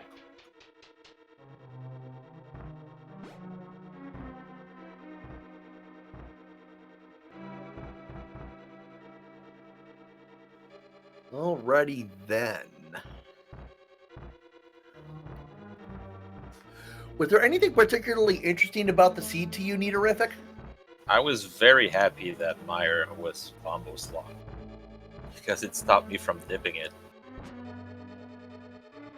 Yeah, it's funny how we had both Medallion or Quake and Ether for most of the game, and then both dungeons that require Medallion were both bombos. Unfortunately, or fortunately in your case. Yeah, I gambled first with mirror would be on Laser Bridge, wasn't the case, so I said, well, it must be Meridia. And it was. Nothing in Laser Bridge though. That's rare. Hype Cave Turtle Rock was more or pretty less barren. Yeah, Turtle. I mean, almost all of the dungeons today were fairly worthless. Except for Hammer and Pod. Hammer and Pod and having to do Mothula was about the only things that really. Yes, Hitaka. Apathy Duck just got his Ice Rod from there about an hour after he skipped it.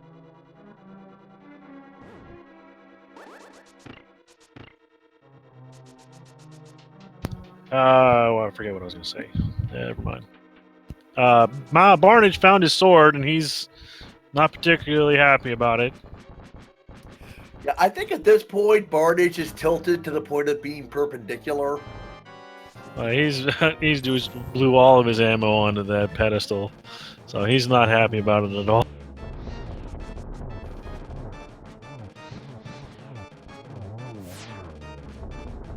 I saw a lot of race flashes from Apathy Duck on the right up to the Trinex room. I think that was just boredom slash at this point. He's anxious. He's upset. If Maximum Barnage has charged me, it means you full cleared wrecked ship. So which sword did you miss? He did not get the Spazer or Plasma, or the two he missed.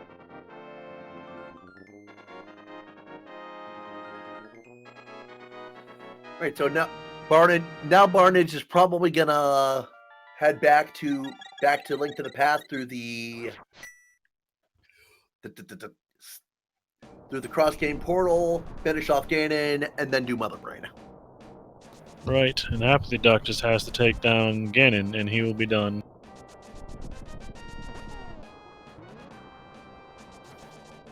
Yeah, Plasma was the 4th sword, Hitaka. All 4 of the swords were inside of Super Metroid this game, which is kind of unfortunate. I think that's the first time I've seen that happen, actually.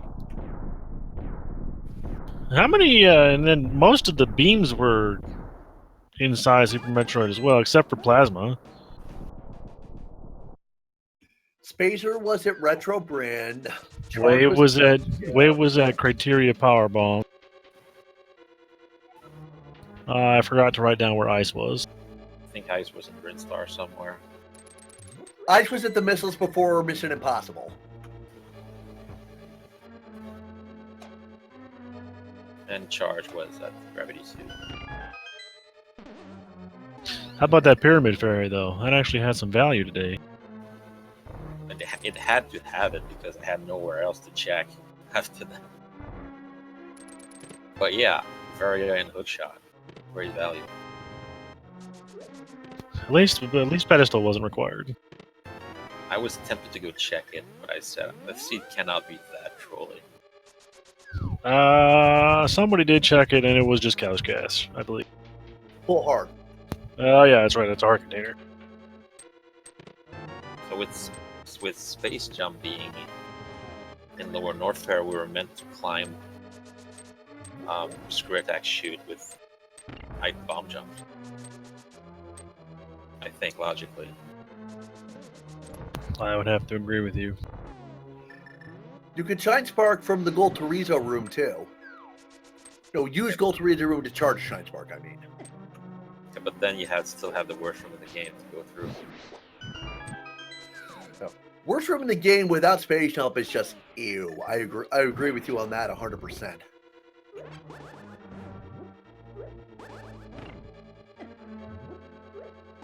Yeah, Flute was so shocking.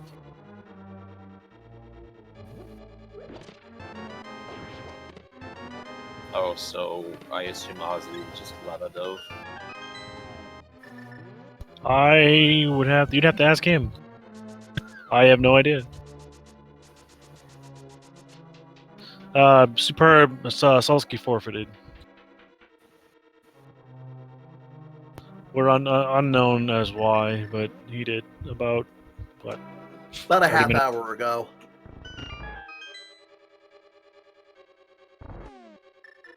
That'd be a question you'd have to ask him, Hitak. I don't know. Yeah, he was at Laser Bridge when he forfeited.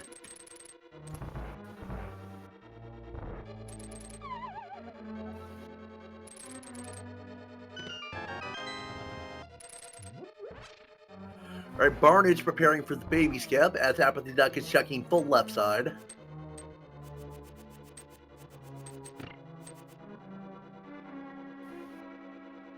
Interesting that Barnish is choosing to take out Mother Brain before he takes out Ganon. And he got the baby item.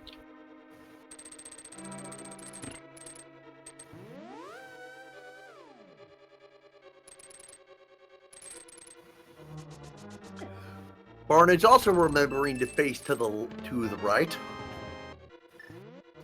Salty probably hoped to wrap up Hera on his way to Ganon's Tower. That was my thoughts as well. He wanted to do Turtle Rock, get it cleared out, and then do Hera, mirror, then mirror back and get Ganon's Tower. But unfortunately, that wasn't the way it was going to work for him. Sometimes having the curse of knowledge is a little bit unfortunate.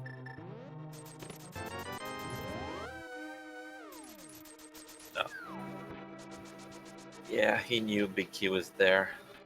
If there's a small key in Render Room, the Big Key has to be there. In that specific chest?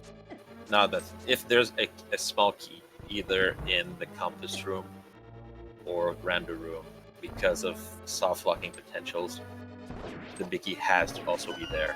But the other way around is not guaranteed. If the Big Key's there, you're not guaranteed a small key. But if there's a small key, you're guaranteed the Big Key. I did not know that. Interesting, I didn't know that either.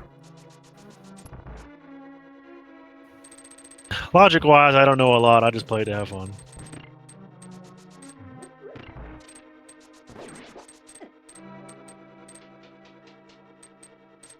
Barney is trying to do a Zebetite skip here. Seeming to have a little bit of difficulty with it. Yeah, so did I. I need to practice it again.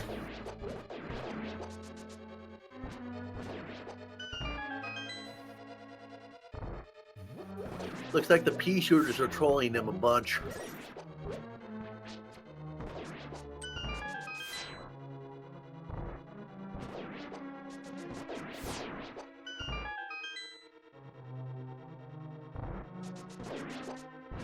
You have plenty of missiles, Barnage. Just do it that way. Yeah, I think he's finally decided. He's like, yeah, never mind. I'm done with this crap. It's a question of pride. Yeah, I mean, I get it. You know, when something defeats me that many times, I'm like, oh no, I'll do this until the sun comes up because I'm not being defeated by it. But other times, you're like, you know what? I'm just done. I'm tired. I want to go home. I want to go to bed. Yeah, I know the feeling of beating your head against an obstacle until you finally break through. Sometimes it works that way. More often, it results in me punching a stone wall because I'm so frustrated. Most of the time, it just ends up with you having a headache.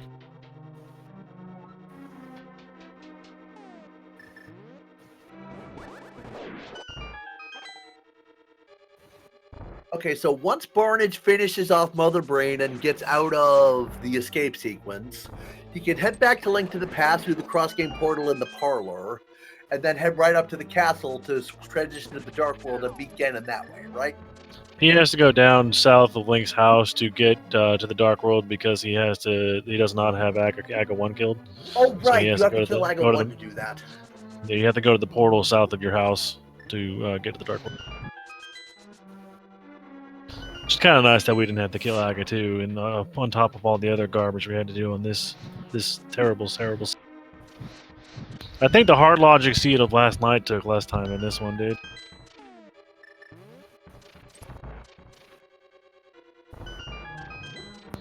Quote unquote hard logic. It was just logic hard. It wasn't actually hard. It looked pretty easy from my perspective, but the runners, on the other hand, you know, they're the high caliber runners, so it could have been challenging. I don't know. The start of this one was pretty rough. We had like 3 hearts for so long. Yeah, the health for Link to the Past was pretty stingy. The energy tanks, however, were and Apathy taking a fall to Trolldorm too. The energy tanks for Super Metroid were abundant. And Link to the Past also had the red mail very early. Within the first 6 minutes, I believe.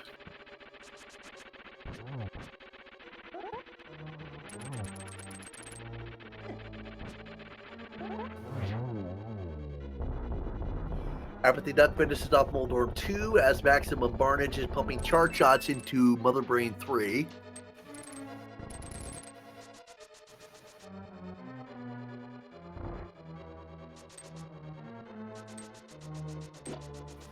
Now Apathy's gonna go take on everybody's favorite geometry boss.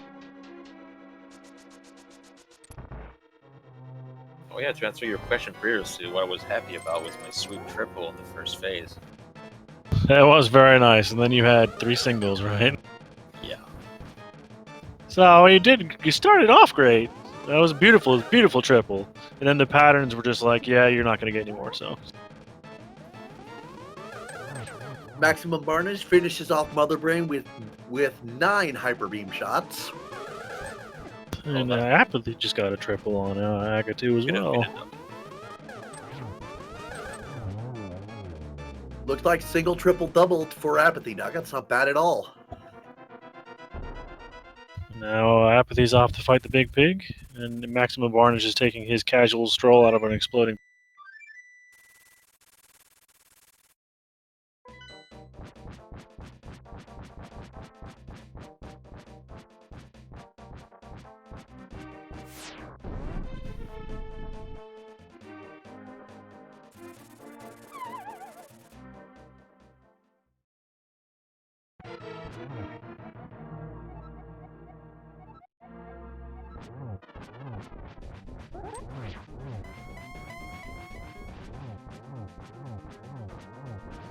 Apathy Duck's got Ganon in a real good position where he's close to the wall to negate pushback.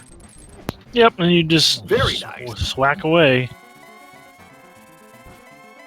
Red Mail still taking a lot of damage from this fight. Hopefully he's got some kind of safety.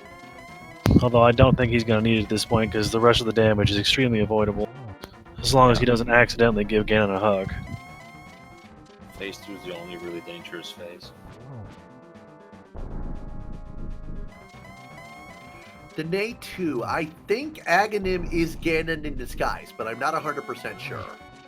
I believe that is correct. Getting the torch glitch, very nice. Is he going silverless? He's got silvers. And when he's tilted by a C, he does that.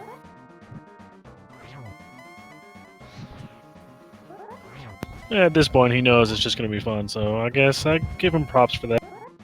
It's a good opportunity to practice your triples spins. Yeah, that's the one thing I can't do yet. 12 spins is not too bad. No, Now, not if I at all. understand the Ganon fight right, there's one okay, there we go. Apathy Duck got him down. There's one specific frame where you can hit him, but it's easy to overlap that frame with the sword spin. Is that about right? I have no idea. I think it's because the spin does continuous damage and you guaranteed to hit the frame. All right, so Apathy Duck has finished in 5th place at 318.55. And right after that, Zen Trigger finished in 6th place at 319.13.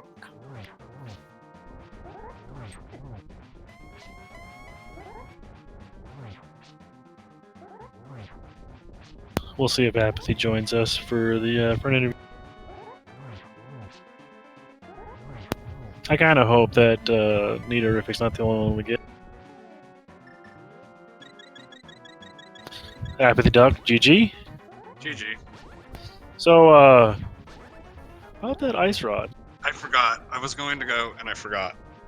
That was it. That was it. That's it. Well, that has to be the worst feeling, man. It's pretty bad. My route I think was really good up until then too. Like I didn't have to double dip pod. I got the bow early. I didn't go to Sasha's hut early. Like everything was fine up until then. And then like I got the high jump boots and I was thinking lower Norfair and I just forgot to go back in. I was going to too. Like I'm gonna do both. It's no point to risk it right now, and I just forgot. That's highly unfortunate.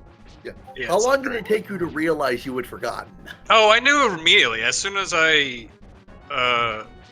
left, I was like, oops, I forgot it. I'm like, nah, whatever.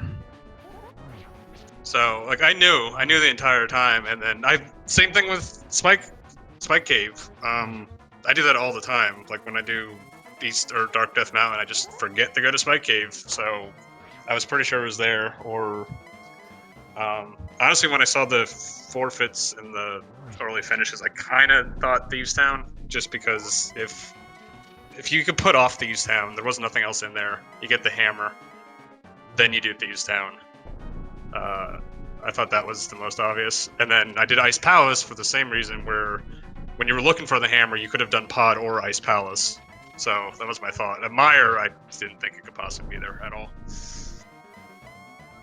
I think the only person who went into Mire was Solsky. Yeah, he went in there and it was a bust. Yeah, I mean, it had been. And at least it could be worse. Barnage was in sword mode until just now. Sword. What was? I thought Master Sword was fair. I know, like, a lot of people probably had Master Sword because of where those two swords were. So he skipped the sword at Spazer. Oh, he skipped the Spazer Sword. Okay. Yeah, that's right. That's where it was. And there's Ganon down for maximum Barnage. Let's get GG's in chat for him. Let's hope that he doesn't fall off the 1x3 bridge, because apparently that happened recently.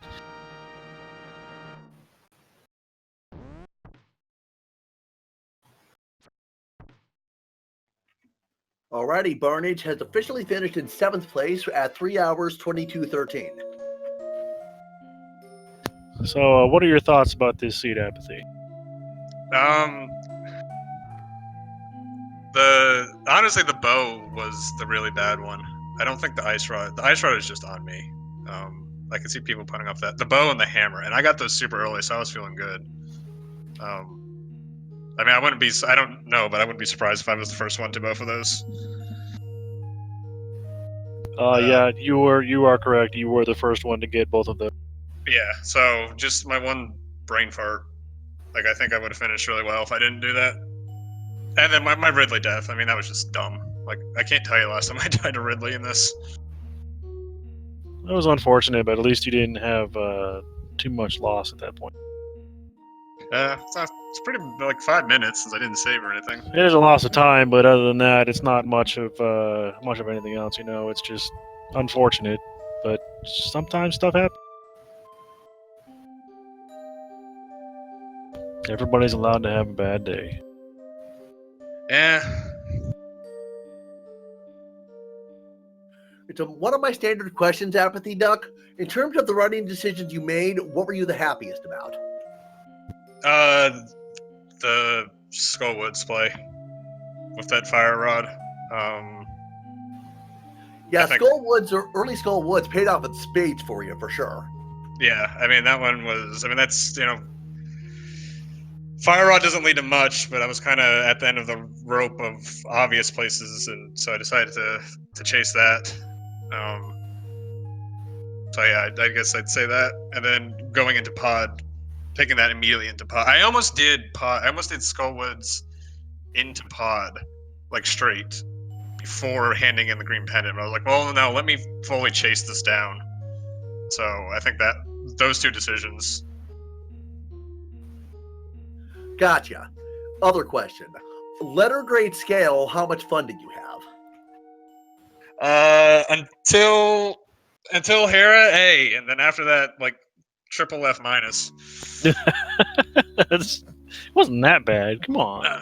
I played really poorly too. Like, I mean, my Metroid was just garbage the entire time. So Yeah, like Semper Firedog said, everybody's got their off days. They can't all be winners.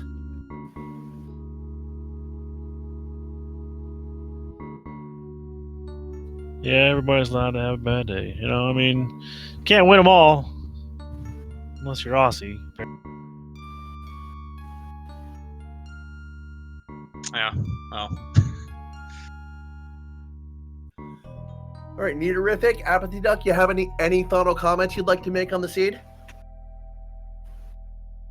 No, not really. I mean, like I said, I think it was straightforward. Once you find the bow and the hammer, and then if you just don't skip Hera basement, like, it's not too bad. Ban the bot. Ban it. I think that's what we're stuck with from now on, man. I don't think there's anything else. All right. I'll learn to cope with trolley seeds. And, you know, just think about it. It's giving entertainment value for chat, and that's why we're all here, right? Did Barnage decline the interview? He did. Well, that's signals us for about time to wrap things up. Any final thoughts from any of you?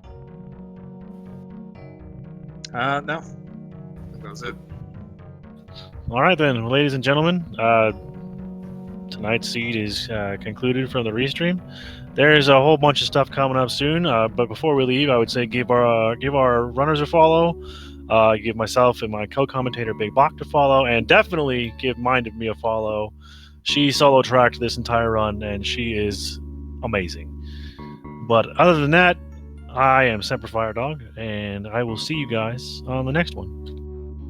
And I am Big Bach, and I will also see you next mission.